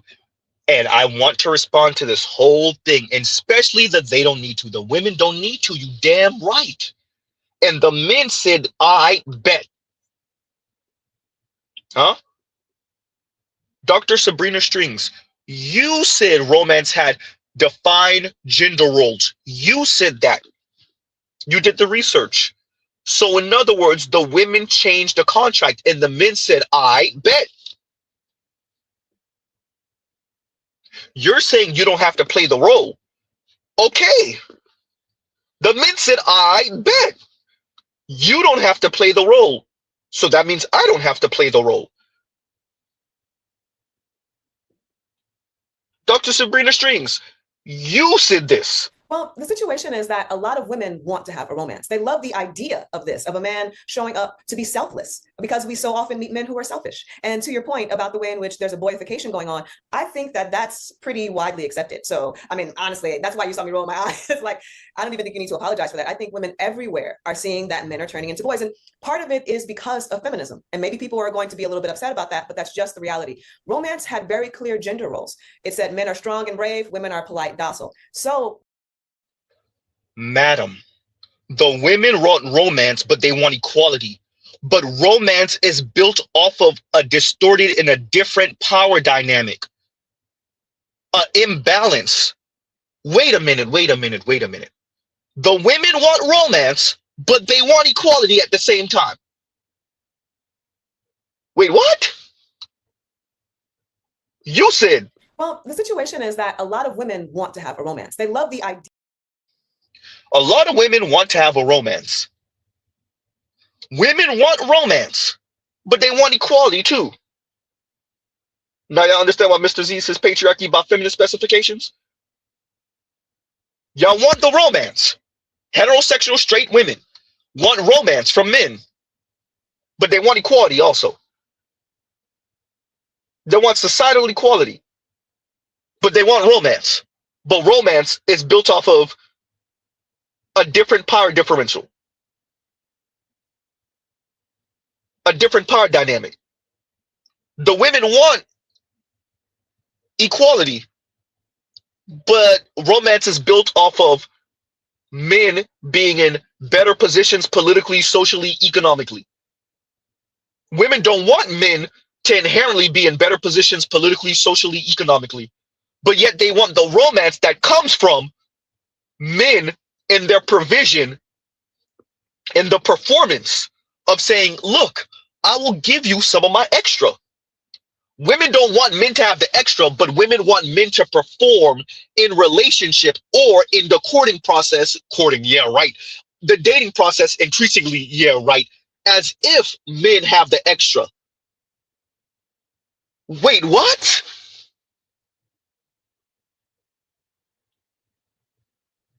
Wait, what?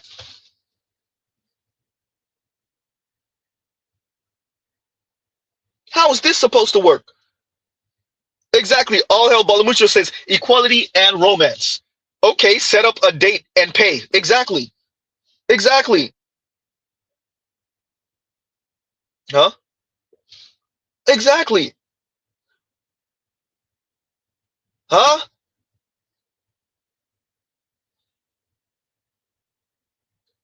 Pastor OG, this is my thing. And Pastor OG says, if you want to be treated as an equal, then hey, ask me out. This is when we have to have a conversation with these weirdo feminists and put to them, hey, The majority of women, I mean, the vast majority of women say they're not approaching men. They want men to initiate. If women want men to, heterosexual women, straight women want men to initiate contact.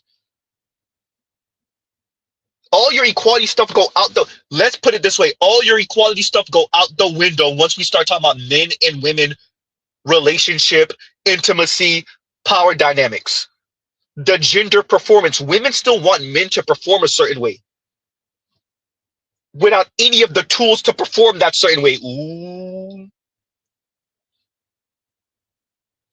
Say it better, Z. Women want the men they want to perform a certain way. When they have stripped the masses of men, they have stripped the masses of men with the tools or from the tools to perform that way. And some of the men y'all want get caught up in that.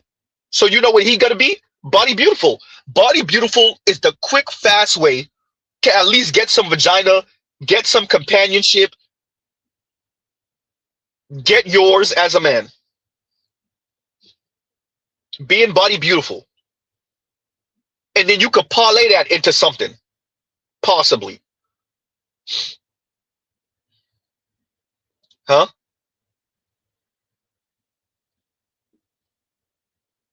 Oh man. Dr. Sabrina Strings, it's the ladies speaking like this. Another day to remind you that there is no romance without finance. There is no romance without finance. Thank you. So for Dr. Sabrina Strings and Kim Foster to essentially say the boyification of men and essentially say the men are throwing temper tantrum and they're retracting romance because the women have become too strong in their minds, possibly. I will even concede that to a certain extent. But is it really that? Or is it that the women just price their companionship and vagina out the game for the masses of men? The women have become just shrewd assholes to the average man. Average women have become shrewd assholes to the average man. Have you ever considered that? Huh?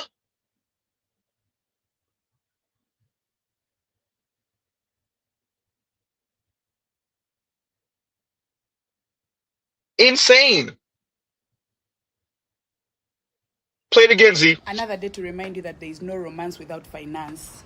There is no romance without finance. Thank you. Huh? So we'll play this clip again. And this is from the last time. This is why it's a part 2. The old rules of courtship have been shorn, but a more modern set of ideas has not yet taken their place. Rather, the uncertainty left by the upending of the old way has left a gaping maw that women have stared into without answers. Numerous men, for their part, have tried to fill the void with a more pronounced misogyny, leaving women everywhere to grapple for solutions to a host of male behaviors many call, quote, toxic. Instead of trying to spackle over the collective breakdown in male-female relationships, more women should embrace the undeniable truth. What we are witnessing is the end of romantic love. Not a lot shocks me. I was like, oh my God. You just don't hear it stated like that. I mean, even if you feel it, even if intellectually you see it and you're like, oh, something ain't right here. But I think she might be right. I was so caught off guard by that because of the sadness of it. That breaks my heart. I don't think romantic love is over, but I think romantic love is a privilege. I think access now to romantic love involves more luck now than it's ever involved. I think romantic love in 2025 is a luxury. I just got finished watching a video about the woman going viral on TikTok. I don't be on TikTok, but y'all always are talking about TikTok, so I get exposed to it. A woman on TikTok talking about how she paid the dating coach Anwar White $10,000, and he helped her to find love and, more importantly for her, find a man who wanted marriage. They met a year ago. They got engaged a couple months ago, so after 10 months of dating. And they're going to get married in 5 months. And this woman is 39 years old. Yeah, the age does matter. It does matter. That's why things got to move, right? Once you get to a certain age and you want certain things got to move. There's a conversation about $10,000. Huh? I mean, honestly, $10,000. I mean, I pay twice that for business coaching. And she probably got more out of paying the $10K to Anwar than I did out of the $5K for business coaching. I'm just like, she got what she wanted. Think about what it means if It's normalized, we'll say. If we're on the pathway to women who are not celebrities, clearly she's a high earner. She can pay the $10,000, but like, it's a luxury good. It's a Chanel bag. It's a low tier resale Birkin. And by the way, that's low tier 10K, right? That is where we're at. But anyway, she's happy. I can't help but be happy for her. But we don't know what kind of man that is. He might be looking for a place to stay. We don't know. I don't know. $10,000 is a lot of money. Romantic love that leads to the kind of partnership you desire is a luxury good now. Oh, and speaking of that, Okay, we hear you. We hear you, Miss Foster. We hear you, Dr. Sabrina Strings. We hear you. The men are moving accordingly.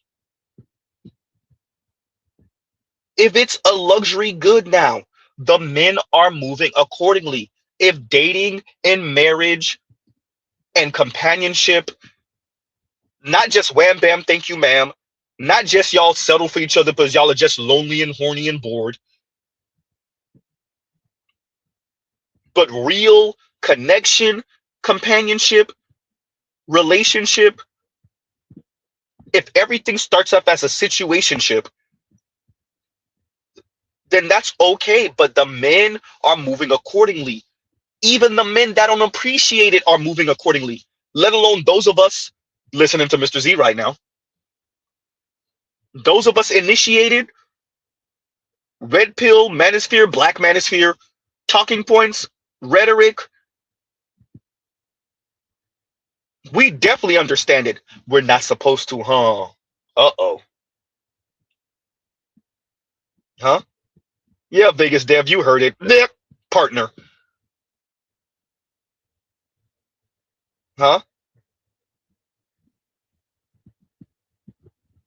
We heard you. Play the beginning of that again, Z. Like, share, subscribe, hit the super chat.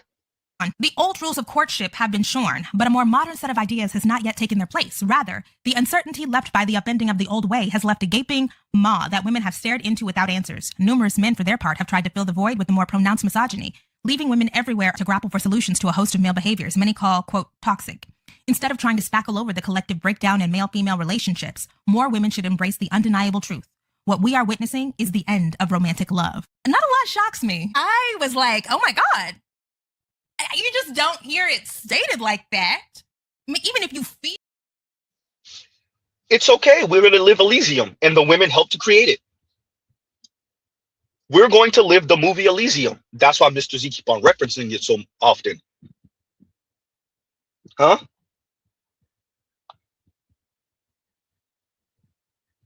The elites still get married. They have their children, nuclear family. The rest of us freestyle. Some of us get married. Some of us, those same people get divorced. A few of those people actually stay married for a lifetime. Shout out to you. Goddamn, talk about lottery ticket. And the rest of us have situationships. Your situationship might last a season. It might last a few sessions, right? It might last a few sessions. It might be, right, on one night. It might be one night. It might last a season. It might last a few years, right? Everything else is situationship. The ladies help to bring about this environment. Because once again, it's the ladies talking like this. Another day to remind you that there is no romance without finance. There is no romance without finance. Thank you. There is no romance without finance. Thank you. The ladies are talking like that, Miss Foster. So you and Dr. Sabrina Strings can pack it up. We always speak about men and their hypocrisy and them trying to keep women barefoot and pregnant in the kitchen and and their misogyny and their colorism and fat phobia. By the way, Dr. Sabrina Strings published another book on fat phobia. Oh boy. And how fat phobia is really racism, of course.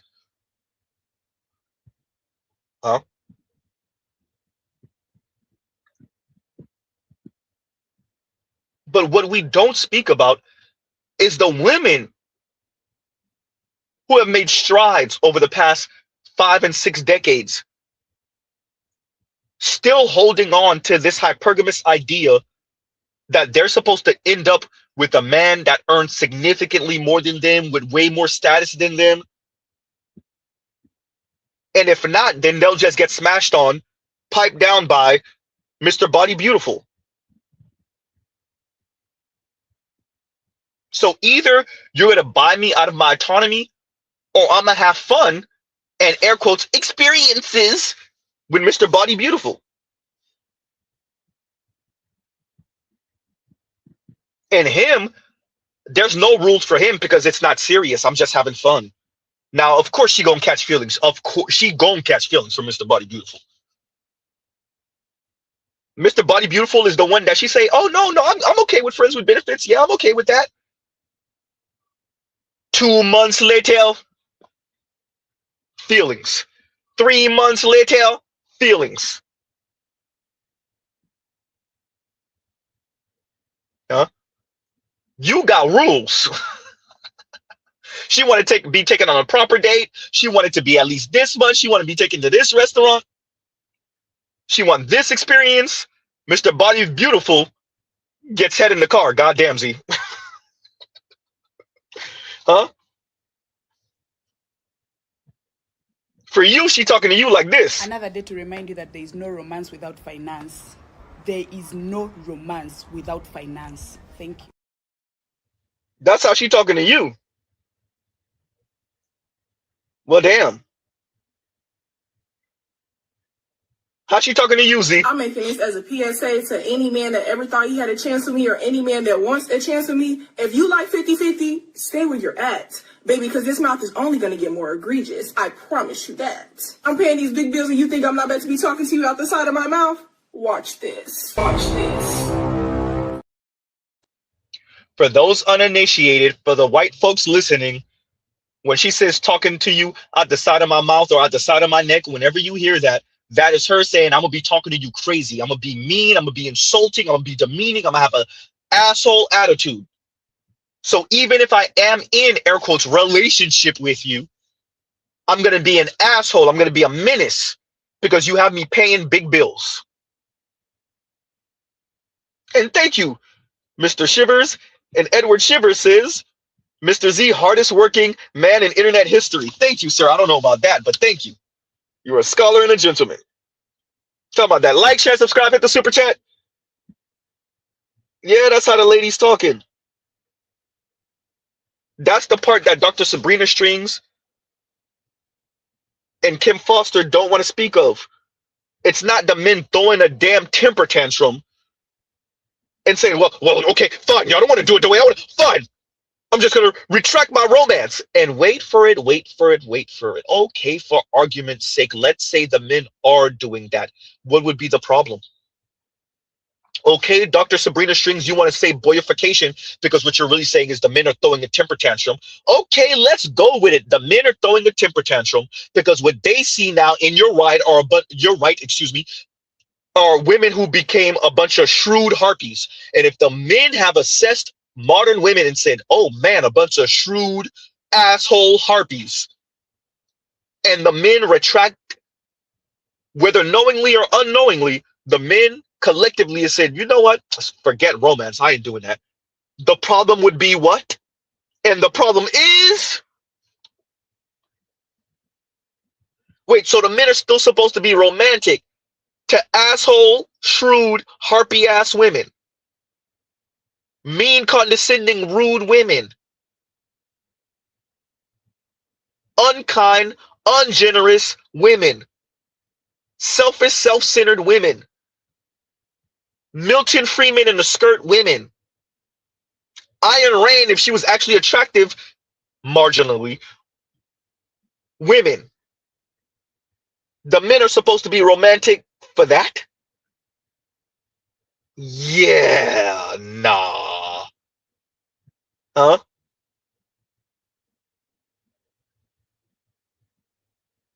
Man. Continuing. I believe you can take advantage of the foreign earned income exclusion, which means if you spend 330 days outside of the United States. Wait a minute, sir. That is the wrong clip. That is the wrong clip. We're going to find the right one in a minute, y'all. We're going to find the right one in a minute. Right? But I definitely want to emphasize that, look, the ladies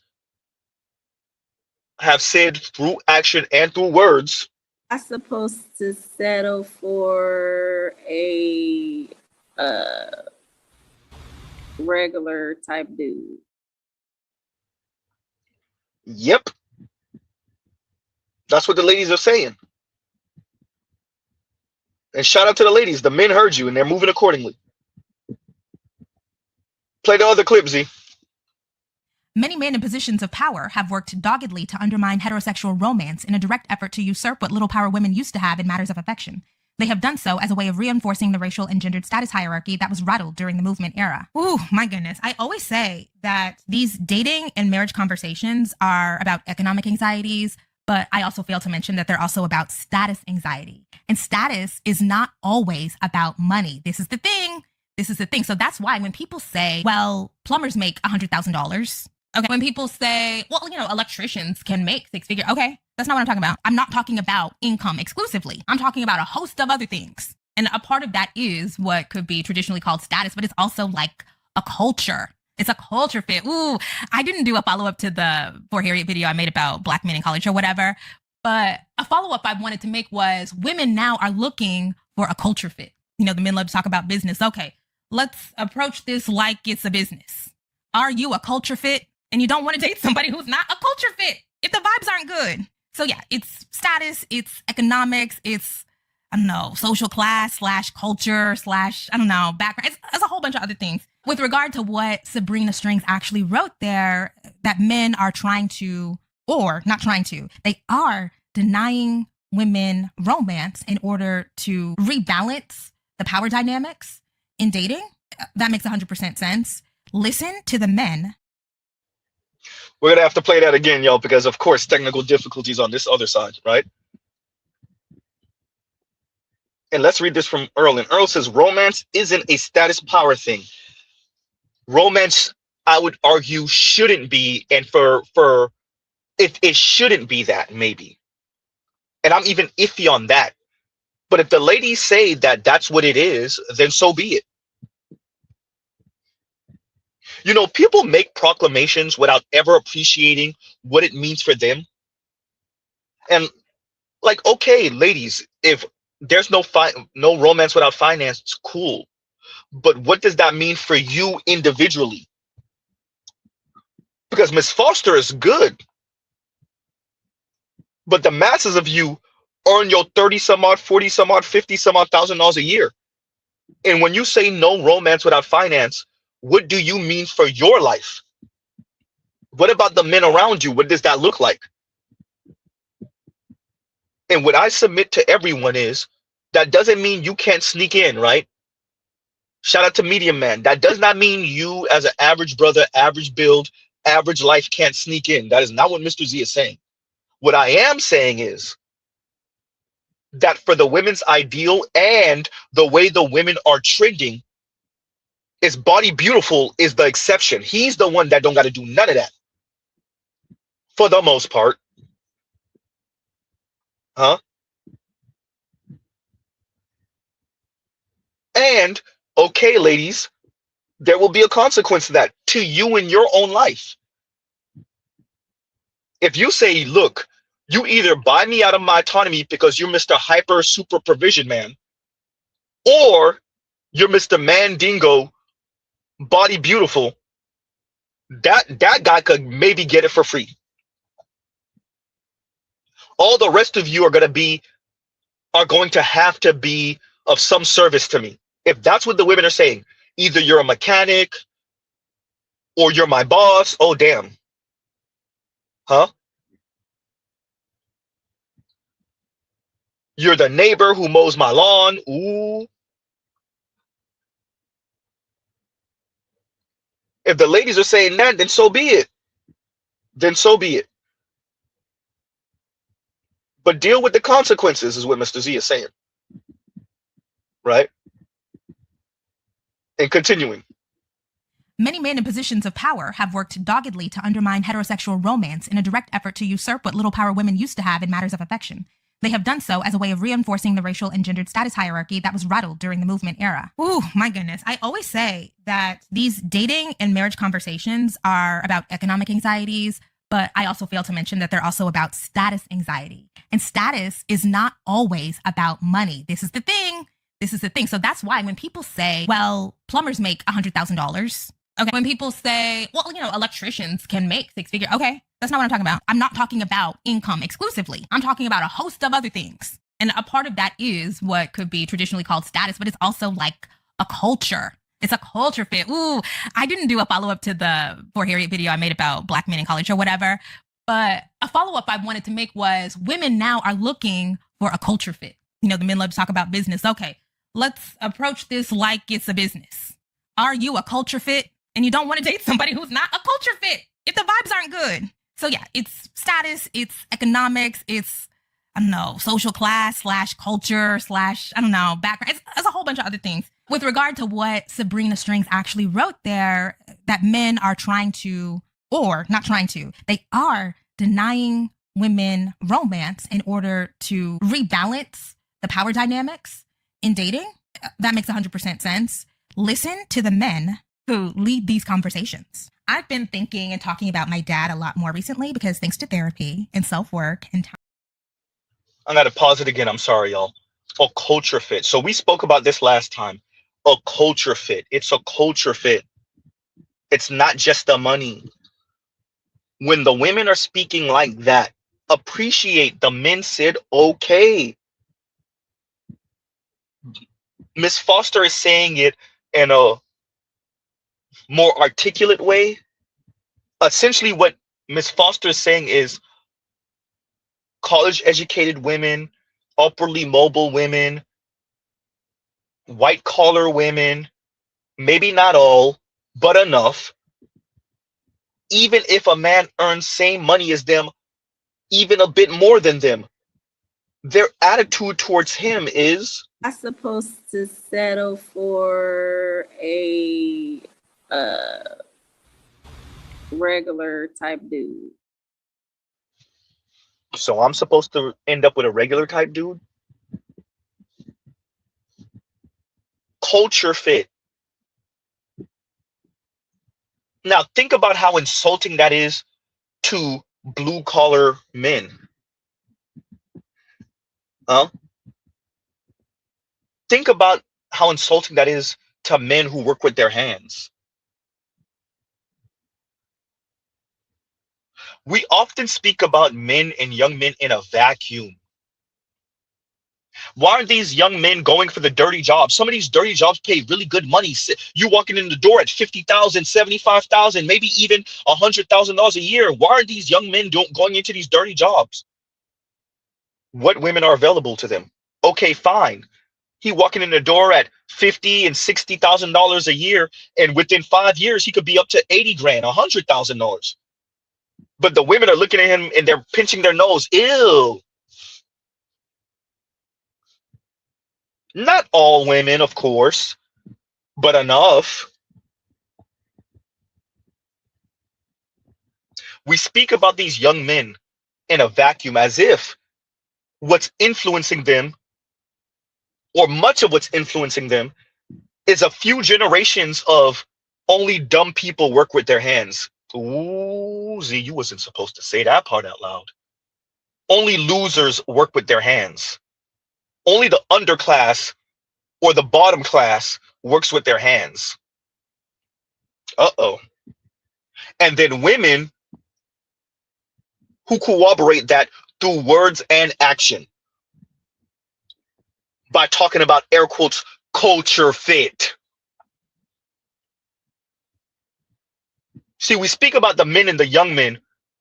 What's the guy's name? Ro?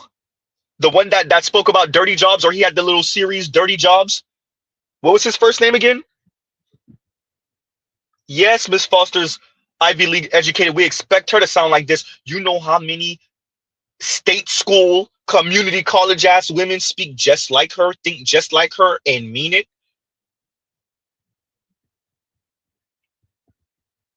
Huh? Well, damn. We gonna play it again. This time, Mr. Z gonna let it go all the way. Hopefully. Like, share, subscribe, hit the super chat. Continuing. Many men in positions of power have worked doggedly to undermine heterosexual romance in a direct effort to usurp what little power women used to have in matters of affection. They have done so as a way of reinforcing the racial and gendered status hierarchy that was rattled during the movement era. Ooh, my goodness. I always say that these dating and marriage conversations are about economic anxieties, but I also fail to mention that they're also about status anxiety. And status is not always about money. This is the thing. This is the thing. So that's why when people say, well, plumbers make $100,000. Okay. When people say, well, electricians can make six figures. Okay. That's not what I'm talking about. I'm not talking about income exclusively. I'm talking about a host of other things. And a part of that is what could be traditionally called status, but it's also like a culture. It's a culture fit. Ooh, I didn't do a follow-up to the Poor Harriet video I made about Black men in college or whatever. But a follow-up I wanted to make was women now are looking for a culture fit. The men love to talk about business. Okay, let's approach this like it's a business. Are you a culture fit? And you don't want to date somebody who's not a culture fit if the vibes aren't good. So yeah, it's status, it's economics, it's, social class / culture / background. It's a whole bunch of other things. With regard to what Sabrina Strings actually wrote there, that men are trying to, or not trying to, they are denying women romance in order to rebalance the power dynamics in dating. That makes 100% sense. Listen to the men who lead these conversations. I've been thinking and talking about my dad a lot more recently because thanks to therapy and self-work and time, I'm finally made peace with his death. I am out of the loss of a dream part. I can now move into I'm just so grateful. I'm just so grateful to have had a great father who did the absolute best that he could. I always knew he was trying his absolute hardest. So many people have suffered from a lot of neglect in their lives. And that's not exactly what I suffer from. Maybe some other things, but not neglect. Okay. And so now that I don't have to focus on the loss, I can remember my father, who he was, the kinds of messages that he used to impart. I talk about my dad a lot in these contexts because he was a sexist. Like most men are sexist. An old boomer, Southern Christian Black man, a military Black man. Like it was a lot. Okay. But he wasn't a gender war sexist. In my mind, when I think about the conversations that we would have and the conversations he would have with my sister, who's 8 years older, he would be so appalled by how much work contemporary men have to do to assert themselves as dominant. Men buck up and puff up around other men. Men who have stuff don't buck up and puff up around women. Oh my God. If you aren't familiar with the old school sexists, you just don't know. It's just stuff. I'm sorry, y'all. I'm sorry. We're going to have to play it one more again. Damn it, Z. I know. Okay. All of those dynamics are dead. Now, I do believe in men being gentlemen and men being men. But this idea that men don't puff up on women, they only puff up on other men. Yeah. When we knew what a man was and what a woman was. Not when you have, what's a woman? What's a man? When the ladies say equal, you don't get to still be a woman. Ooh, crap. You wasn't supposed to say that, Z. You don't get to still be a woman. If the women say equal, all of the things y'all took for granted, all of the things that were assumed, men act like this. Women act like this. That's out the window. Men don't approach women aggressively. Men don't bark on women, especially in public. All of that's out the window. Men don't puff up their chests on women. Men don't compete with women. All of that's out the window. Mr. Z's not endorsing this. I'm not advocating for this. I'm saying this is what it is. All of those assumptions are gone. Thank you, Trail. This is my point. You're just a person. This is why I say patriarchy by feminist specifications. This is what the ladies are actually trying to fight for. Y'all don't appreciate that's what y'all saying. That Miss Foster, you're the college educated one. You're the Ivy League. Forget college. You are the Ivy League. premier institution, Harvard. This math is simple, Miss Foster.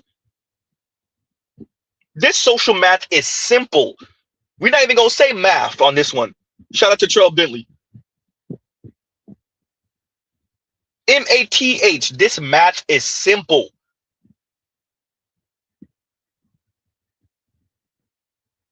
You're just a person in what you are saying, whether you realize it or not. And definitely, Dr. Strings realizes this. She don't want to say it. Is romance is for the elites now. They're the ones who get to play the role. And Miss Foster, you are elite. Not super elite, but you still elite. You and your man get to play that role. For everybody else, for all the other black women, oh, they out here in the situationship. You better get in where you fit in.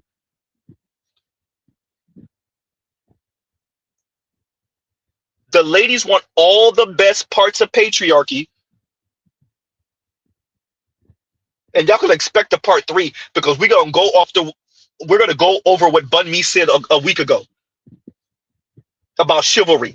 Y'all could kiss that goodbye. Gentlemen in chivalry, Mr. Z's not advocating for this weirdo stuff, but this is what it is. Y'all could kiss that chivalry and that gentleman goodbye. That doesn't mean no men, no young men practice it. That does mean it's not a requirement anymore. And why should it be? As Trell Bentley said, you're just a person now, ladies. You're just a person now.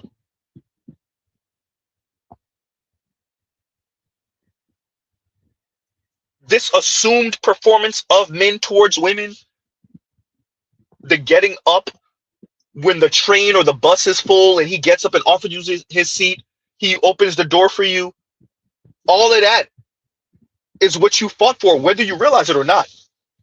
You fought for that. Huh? And Earl says romance needs to be defined. Yeah, no, I think we need I think we actually need to redefine romance. But all of these assumptions, these things that the men, definitely the women took for granted, all that's out the window now. You don't get to play both and. Y'all playing fast and loose with the rules because many of y'all life is fast and loose. Huh?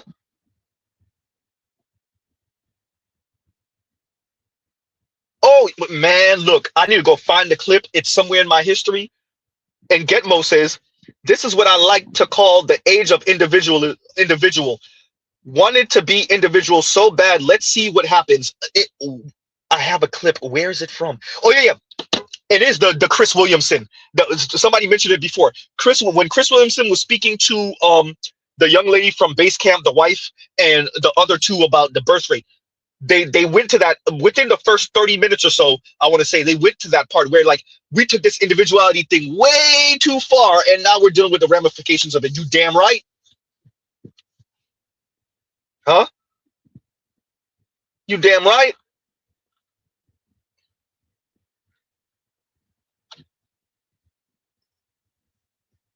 Because no one is thinking systemically. When I say no one, I don't literally mean no one. No one is thinking systemically.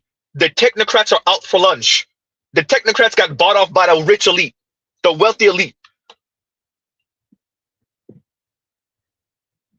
So all of these things that the folks that are supposed to safeguard your average person said, F it, we all about the money. How can the top 20% hoard all the wealth? Definitely the top 1 and 5%, top 0.1%. That's who we're technocrats for them. We're trying to do what's best for them.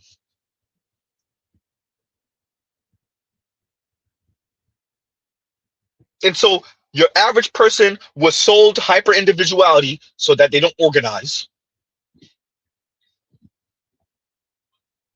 And this is the ramifications of hyper individuality. We here now. Thank you, Trill. Top 0.01%. Huh?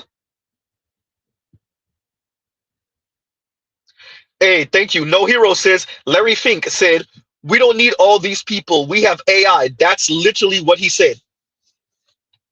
I said that to y'all with last stream or the stream before. The technocrats are fighting. To be honest with you, there's a few of them that are like, you know what? We can mass delete all of these people. We can't convince all of them to not pass on their genes. We need some of these folks. And then there's the others that say trim it down to the bone. Pause. Huh? We don't need these people. We don't need them. They want to take Schwab's statement, you will have nothing and you will be happy. You will own nothing. Sorry, not have nothing. You will own nothing and you will be happy. They want to take that to its full-on extent, its logical conclusion. Price these people out the game and then act like you don't know what's going on. When Mr. Z puts on his tinfoil hat, that's what I believe. Thank you. That's what I'm saying, Tro. Thank you. You know I couldn't say it, so thank you. Right?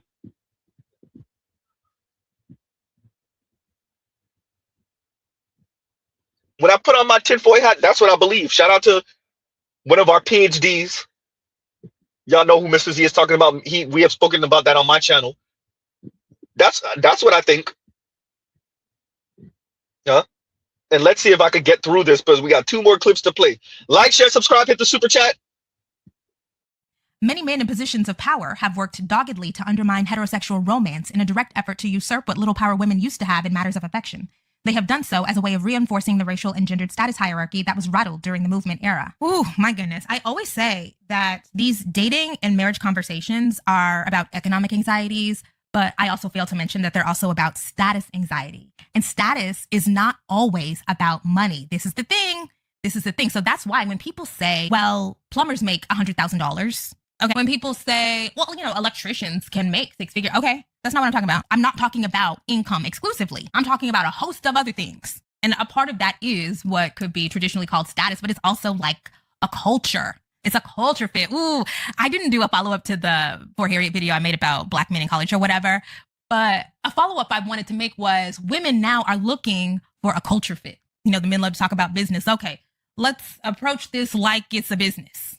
Are you a culture fit? And you don't want to date somebody who's not a culture fit if the vibes aren't good. So yeah, it's status, it's economics, it's, social class / culture / background. It's a whole bunch of other things. With regard to what Sabrina Strings actually wrote there, that men are trying to, or not trying to, they are denying women romance in order to rebalance the power dynamics in dating. That makes 100% sense. Listen to the men who lead these conversations. I've been thinking and talking about my dad a lot more recently because thanks to therapy and self-work and time, I'm finally made peace with his death. I am out of the loss of a dream part. I can now move into I'm just so grateful.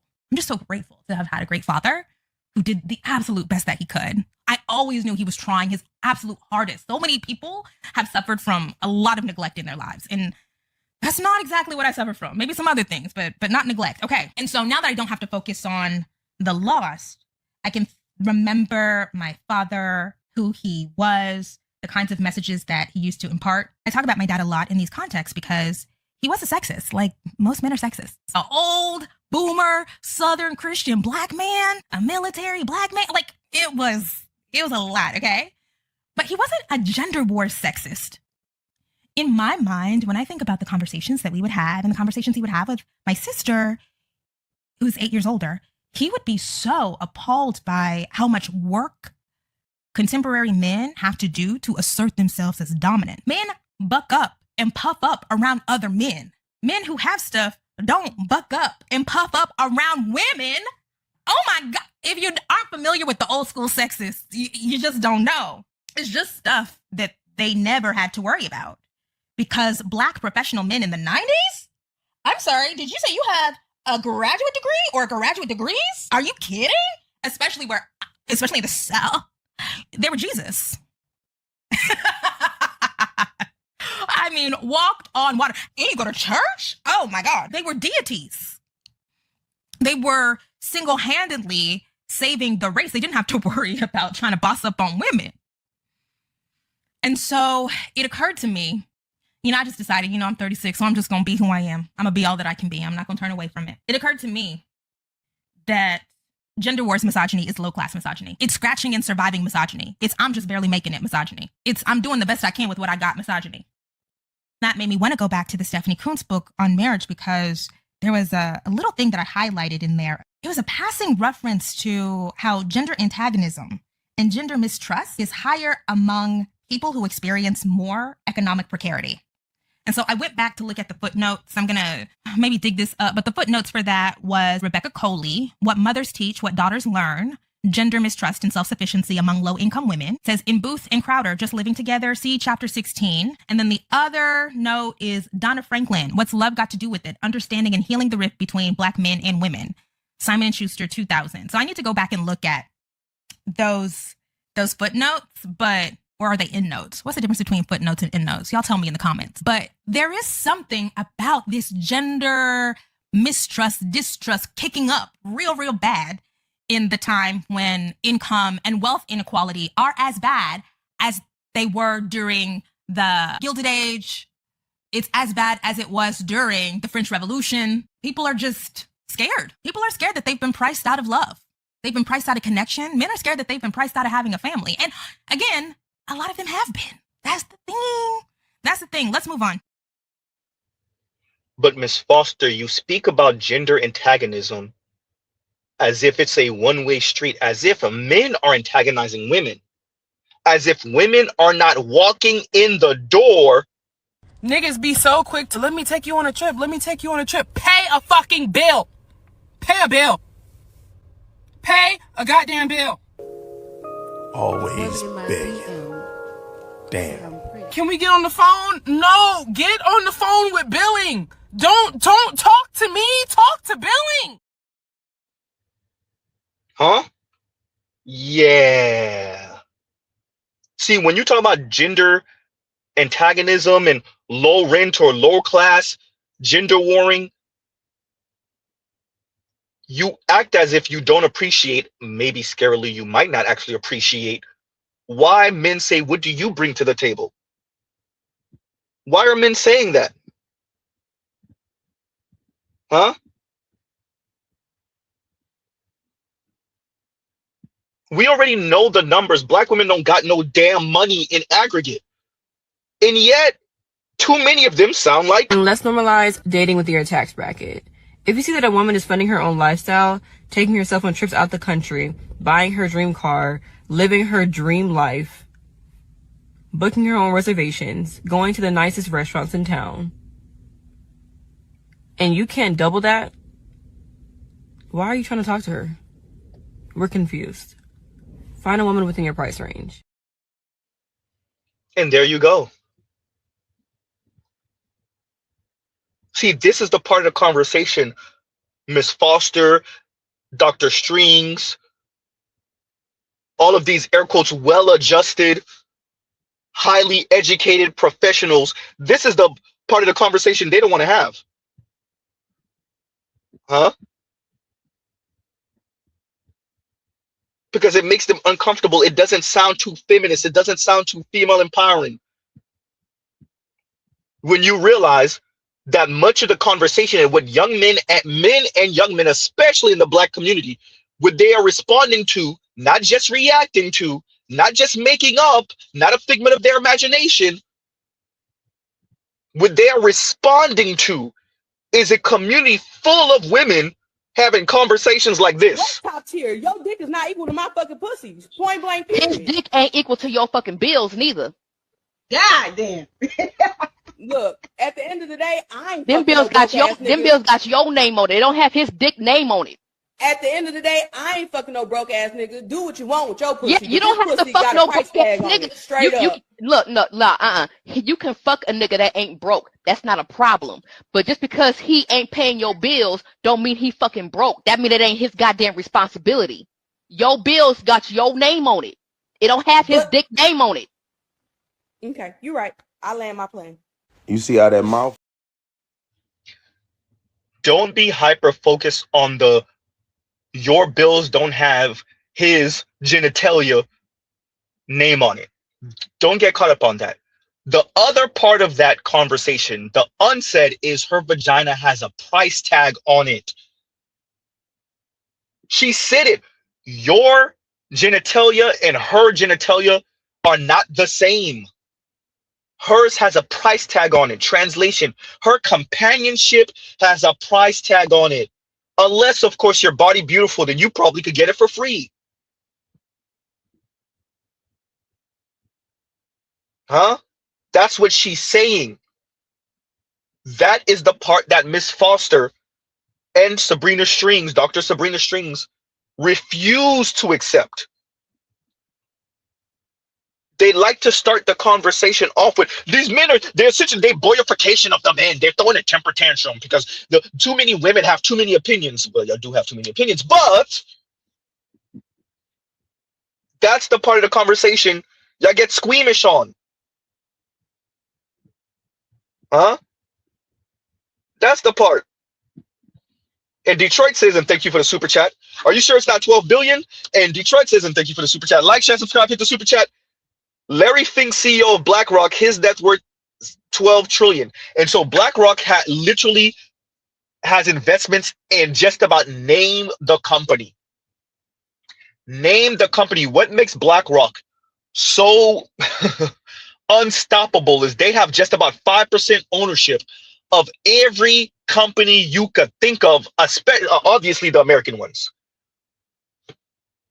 So Larry Fink has borderline godlike power over the stock market and, quite frankly, over the US economy, which means over the planet in ways that you can't imagine. Dude is lowercase g God on planet Earth right now. Somebody who knows better than me in financing and investments, somebody tells you he's lying. Huh? Yeah.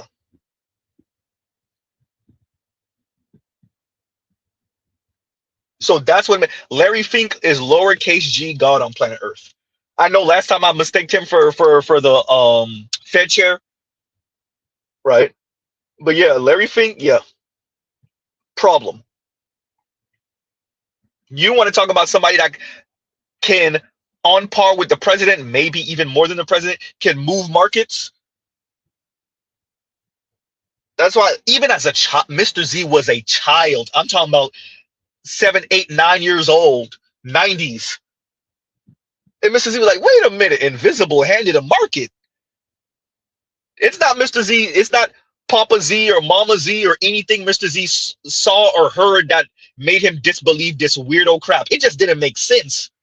7, 8, 9 years old, 10 years old, I'm like, invisible handed a market? That don't even sound right. Huh? I was a child. I was like, wait a minute, that don't even invisible handed a market. What do they mean by that? That don't even sound right.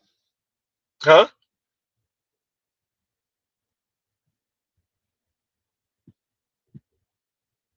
And No Hero says Larry Fink is still a man. He has to eat ish and he bleeds. Yeah, no, yeah, you know what I mean though. You know what I mean. Yes, I agree. Man. But yeah, that's exactly why. And thank you for the super chat, Detroit. Thank you for the super chat. That's exactly. Even as a child, I was like, this don't even make no sense. This is before we talk about literal child. This is before Mr. Z knew anything about the robber barons. This is before I think I even registered who the hell Bill Gates was. It just didn't make any sense. Well, invisible hand in a market. What does that even mean? That don't sound right. So the market just do what it want to do, and you like a president could say something that affects the market, but the market has a mind of its own. It has its own personality. You can't nudge it. You can't do. Don't make any sense. Huh? Talking about that. Continuing. And shout out to Dr. Sabrina Strings and Kim Foster. And once again, this is Unsustainable, Part 2. Yeah, I would argue marriage is becoming a luxury product. I want you to think about this. Divorce rate It among already wealthy is. families has plummeted. And then you got middle and lower income marriages collapsing like never before. So the question is why? Because marriage has shifted from romance to resources. The affluent treat marriages like a merger of equals, shared assets, aligned goals, and a stable base for kids. And then meanwhile, everyone else, at least in the lower demographics, they see it as a risk. Financial instability, debt, of course, higher odds of collapse. So marriage is no longer this default path. It's a strategic decision, and it's increasingly reserved for those with money, with stability, those who share this long-term vision. And if you're building a business, I want you to ask yourself this. Are you treating the marriage as this emotional gamble or as the ultimate partnership deal? Partnership. Look. Okay. If that is the case, then be prepared for the absolute insanity that's going to come from the other 75, 70% of folks who either get married for a blink or never get married, who don't have children, because their investment in the future is not the same. They don't have kids. They don't have to think about the next 40 years, 50 years with kids and grandkids and grandchildren.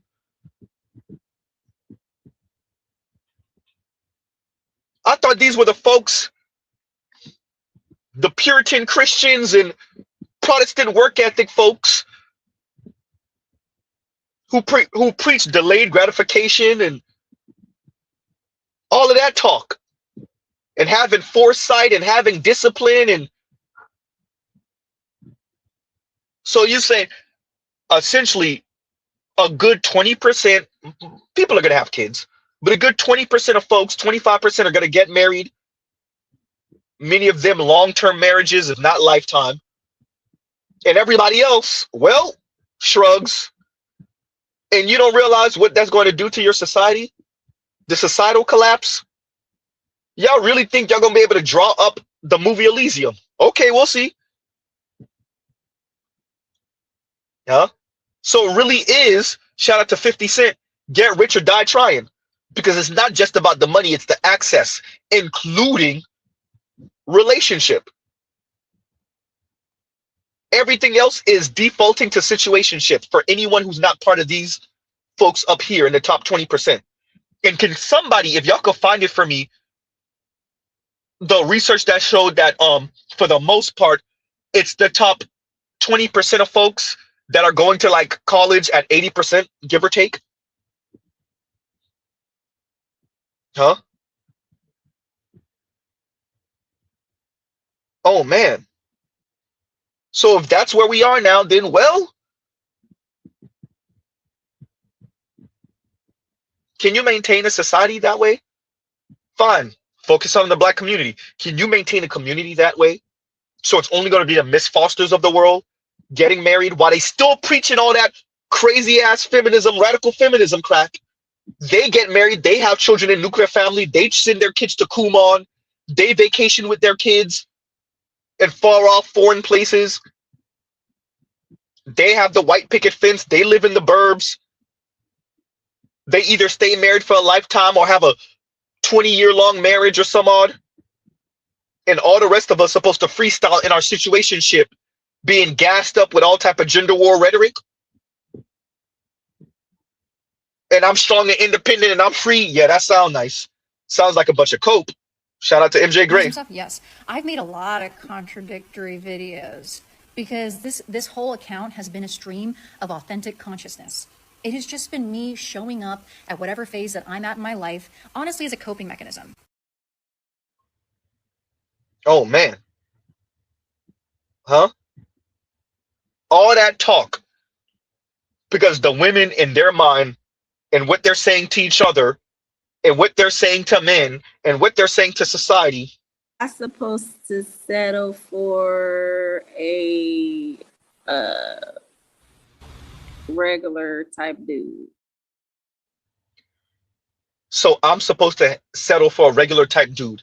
regular women, average women, below average women, slightly above average women, saying, so I'm supposed to settle for a regular type dude, an average type dude? Yes. And it's not settling. Huh? And when you scale this mentality, this weirdo mentality, well, you end up where you are now. Like, share, subscribe, hit the super chat.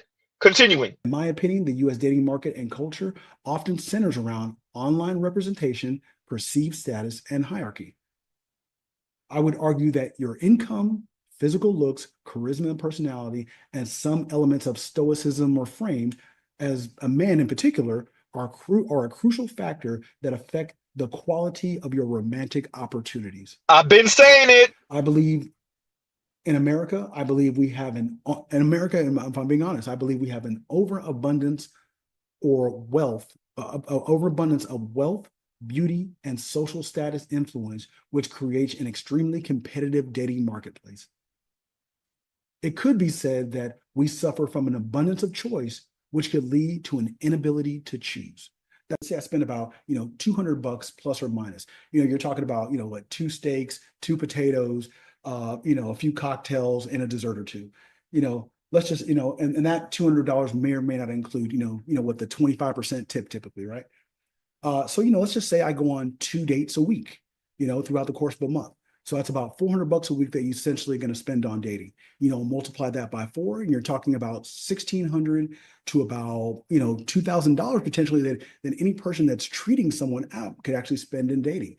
And, and let's just be honest, right? My Range Rover cost that much. That's pretty much how much my Range Rover cost. And that's how much we spend on dating in the States, so, and that's just, that's me as a kind of like a mature adult that does pretty much, 3, 4, or 5 star, dating, give or take, And I think any man that's probably about, 30 to 45 is going to be pretty much in that same range. If you add in a coffee date or 2, a few cocktails, apps, just kind of little small stuff throughout the week, like I said, you can easily eclipse that $1,600 to $2,000 in a month just for dating, All right. Although, this is, my, kind of like a rough budget, right? Although this is my budget roughly, I have to point out that $1,600 to $2,000 per month on dating is roughly what it costs. Who can afford that? You damn near paying an apartment price. That's a 1-bedroom. That's a studio. That's a studio in a not rough part of town. It may not be the nicest studio, but that's a studio in a not rough part of town. On dating? Yeah. Nah. Much of the reason why these young men not playing that game. If we can't Netflix and chill, I ain't playing. And Azriel says, hey Z, did you hear Alex Cooper? That's call her daddy chick. That's the call her daddy chick. Did you hear Alex Cooper is pregnant? The millennial version of Gloria Steinem. I'm convinced she's a plant created by the alphabet gangs. Look, I'm not surprised. As I've said before, these people talk a really good game. Most of them don't mean it. That's what we found out with MJ Gray. And it was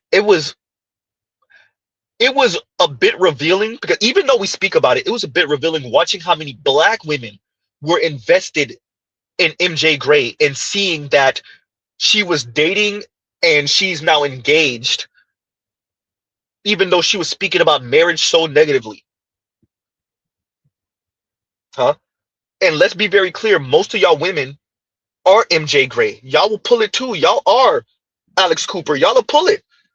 Y'all talk all that rah-rah stuff because y'all are coping, as MJ Gray said. Yes, I've made a lot of contradictory videos because this whole account has been a stream of authentic consciousness. It has just been me showing up at whatever phase that I'm at in my life, honestly, as a coping mechanism. I emphasize the coping mechanism. What I don't often emphasize about this clip is the part where she says, at whatever phase in my life. So as long as the ladies are single, bitter, and angry, that could last 6 months, that could last 6 years. They're just ranting, talking crap about men, how they're happy being single, how they love their experiences in their life, and they invest in their friends and their girlfriends, and they're going on trips, and and they have a little boy toy that is knocking it out the park for them and knocking the cobwebs out. They talking like this to each other. When you catch them on a man on the street interview, that's how they talking. Because they're resentful and angry. Well, I'm supposed to settle for a regular type dude. huh? Yeah, you damn right.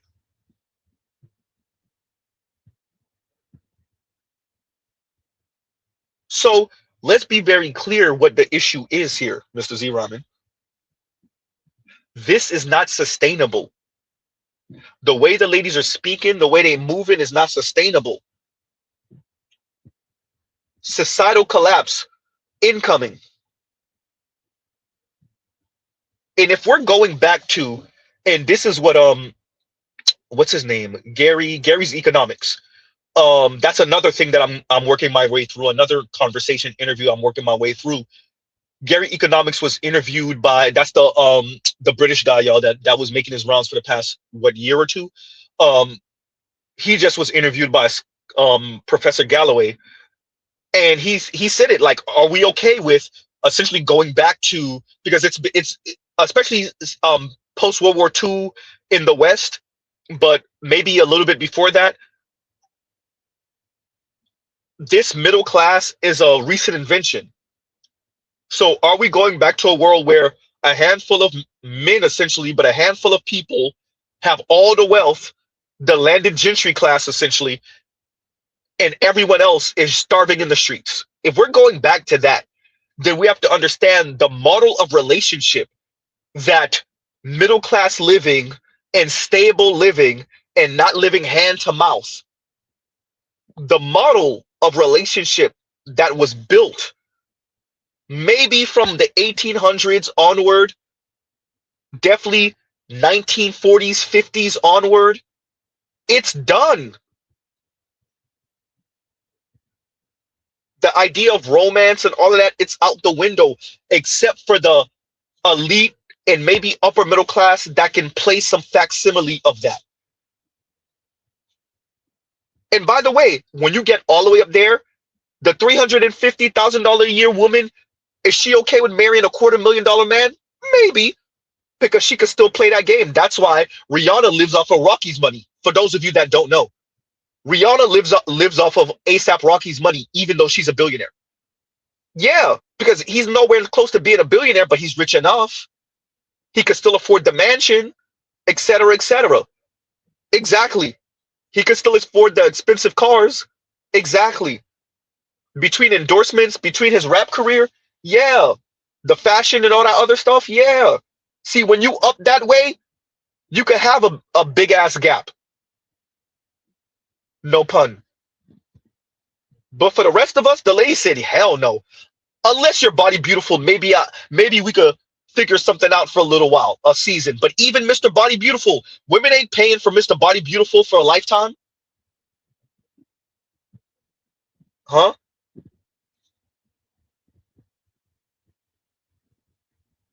Man.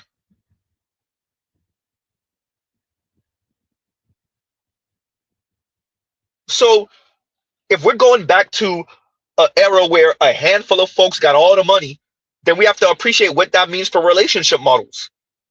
And what that mean? Yeah, she might be living in your house and you're enjoying her, but when the Lord slide through, or when the king slide through, if he point at your daughter, he point at your wife, and he want her, it's she belonged to him. She belonged to the streets. That's it. Huh? Belong to the.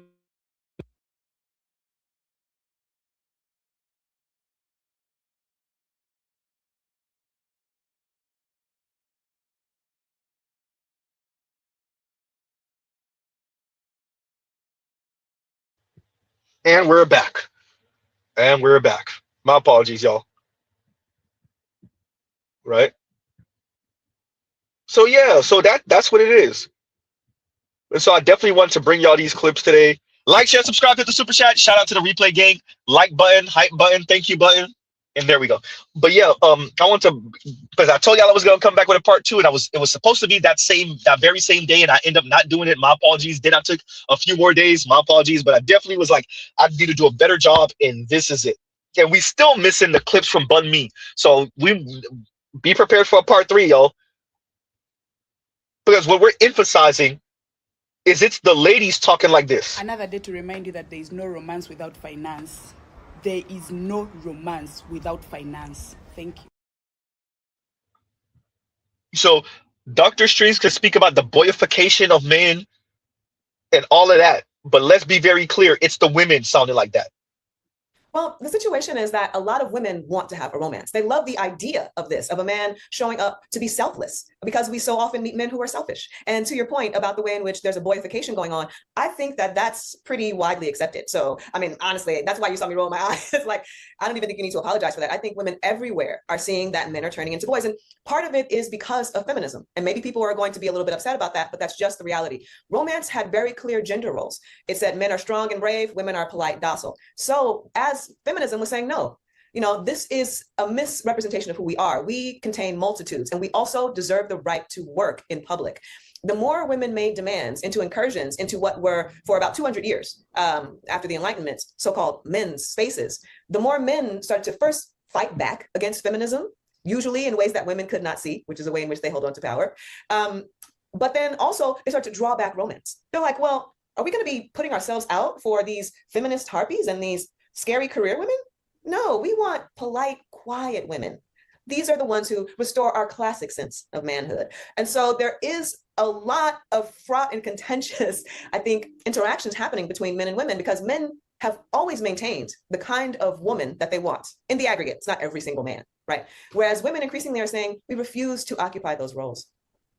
They don't need to. But once again, Dr. Strings. Another day to remind you that there is no romance without finance. There is no romance without finance. Thank you. Huh? And that's a woman saying it. And Mackie Samuel says, could you do a live stream about the balkanization of America and how the balkanization will impact and affect black men? Somebody already beat me to that. Shout out to the nameless protagonist who's been talking about this for years. Huh? And essentially, you have to decide either you're going to be the saint or the sinner. No pun. Shout out to saint and sinner. Either you are going to be such a great person, so full of light, that people are going to love to be around you, right? You're going to be the wise sage, regardless of age, Mr. Z Ramen, or you're going to be the Joker, right? So Mackie, the nameless protagonist, check out his channel. He speaks about this. He speaks about this. He's been speaking about this for years.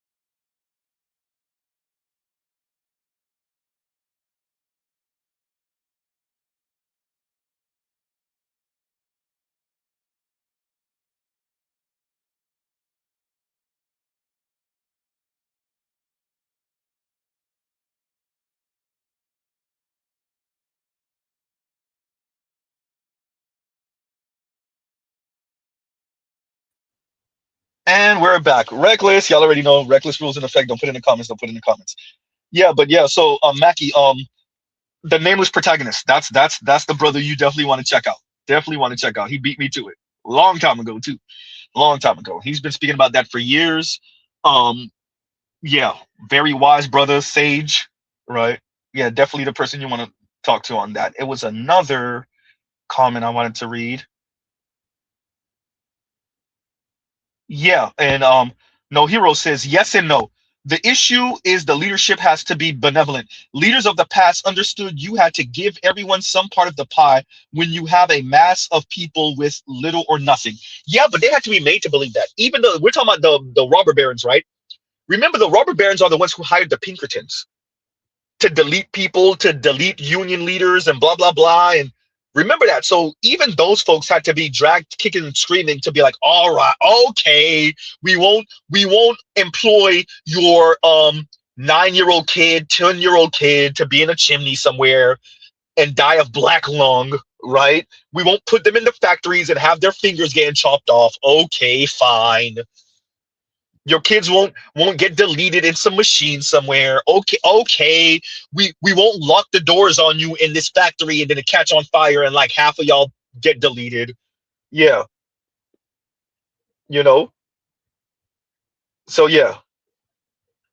Even Henry Ford. Remember, Henry Ford was the one that wanted to pay people a livable wage. Yeah, but he had to be dragged into that. He didn't just come into that out of nowhere.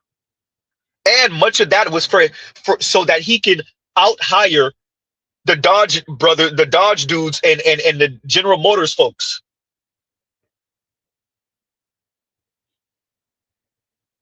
Huh?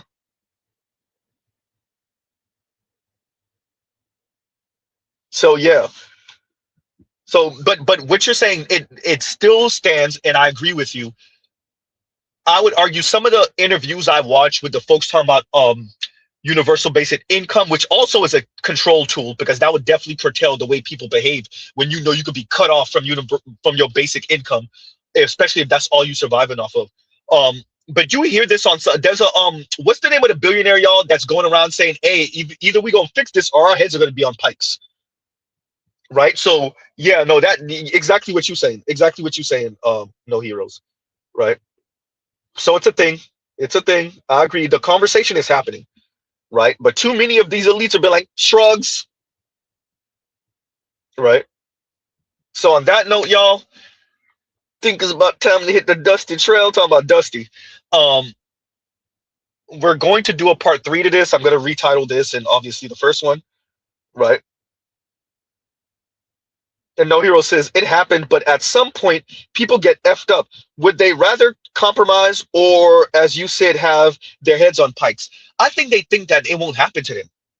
Like they saw what happened to the CEO, the healthcare CEO, but I think these folks don't. They think they're impervious and it won't happen to them because they sold the masses of us really good on the temporary embarrassed millionaire talk and all that other stuff. So most people don't even have it in them to even consider any type of revolution or any type of organizing or unionizing in ways that push the wealthy to drop a few more of the ducats on the table.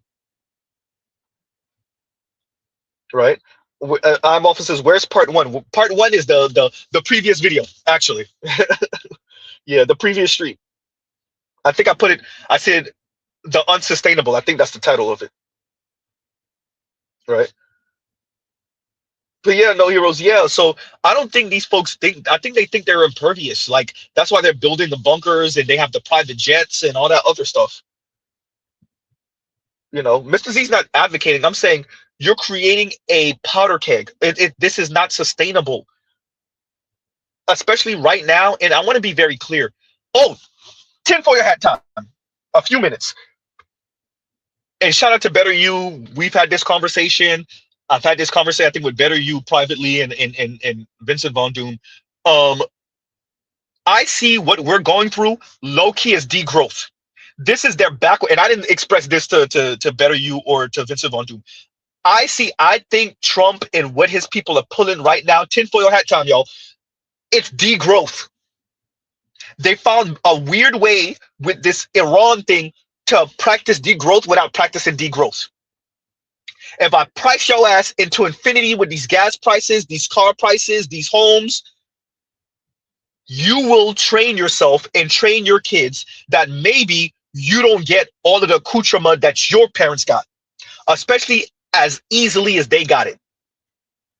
A car will no longer just be 1/5 or of your income or half of your yearly income. A house won't be only 3 and 4 times your income. No, the house now is 10 times your damn income, 12 times your income, the median income, right? The median salary.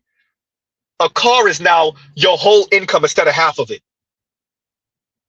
or 40% of it. Yeah, that's where we at now. And so it's degrowth by any other means, by another means, better yet. Degrowth by another means, just like these tariffs are taxes by another means. Yeah. Something to think about, everyone. Something to think about. Right?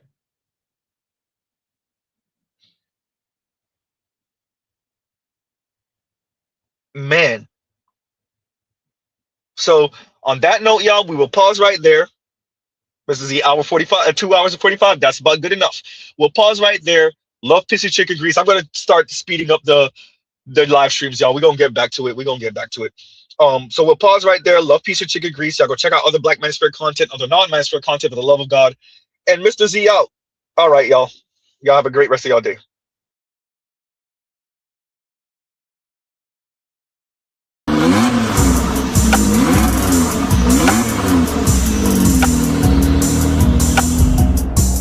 You are now listening to Mr. Z Blackneffect.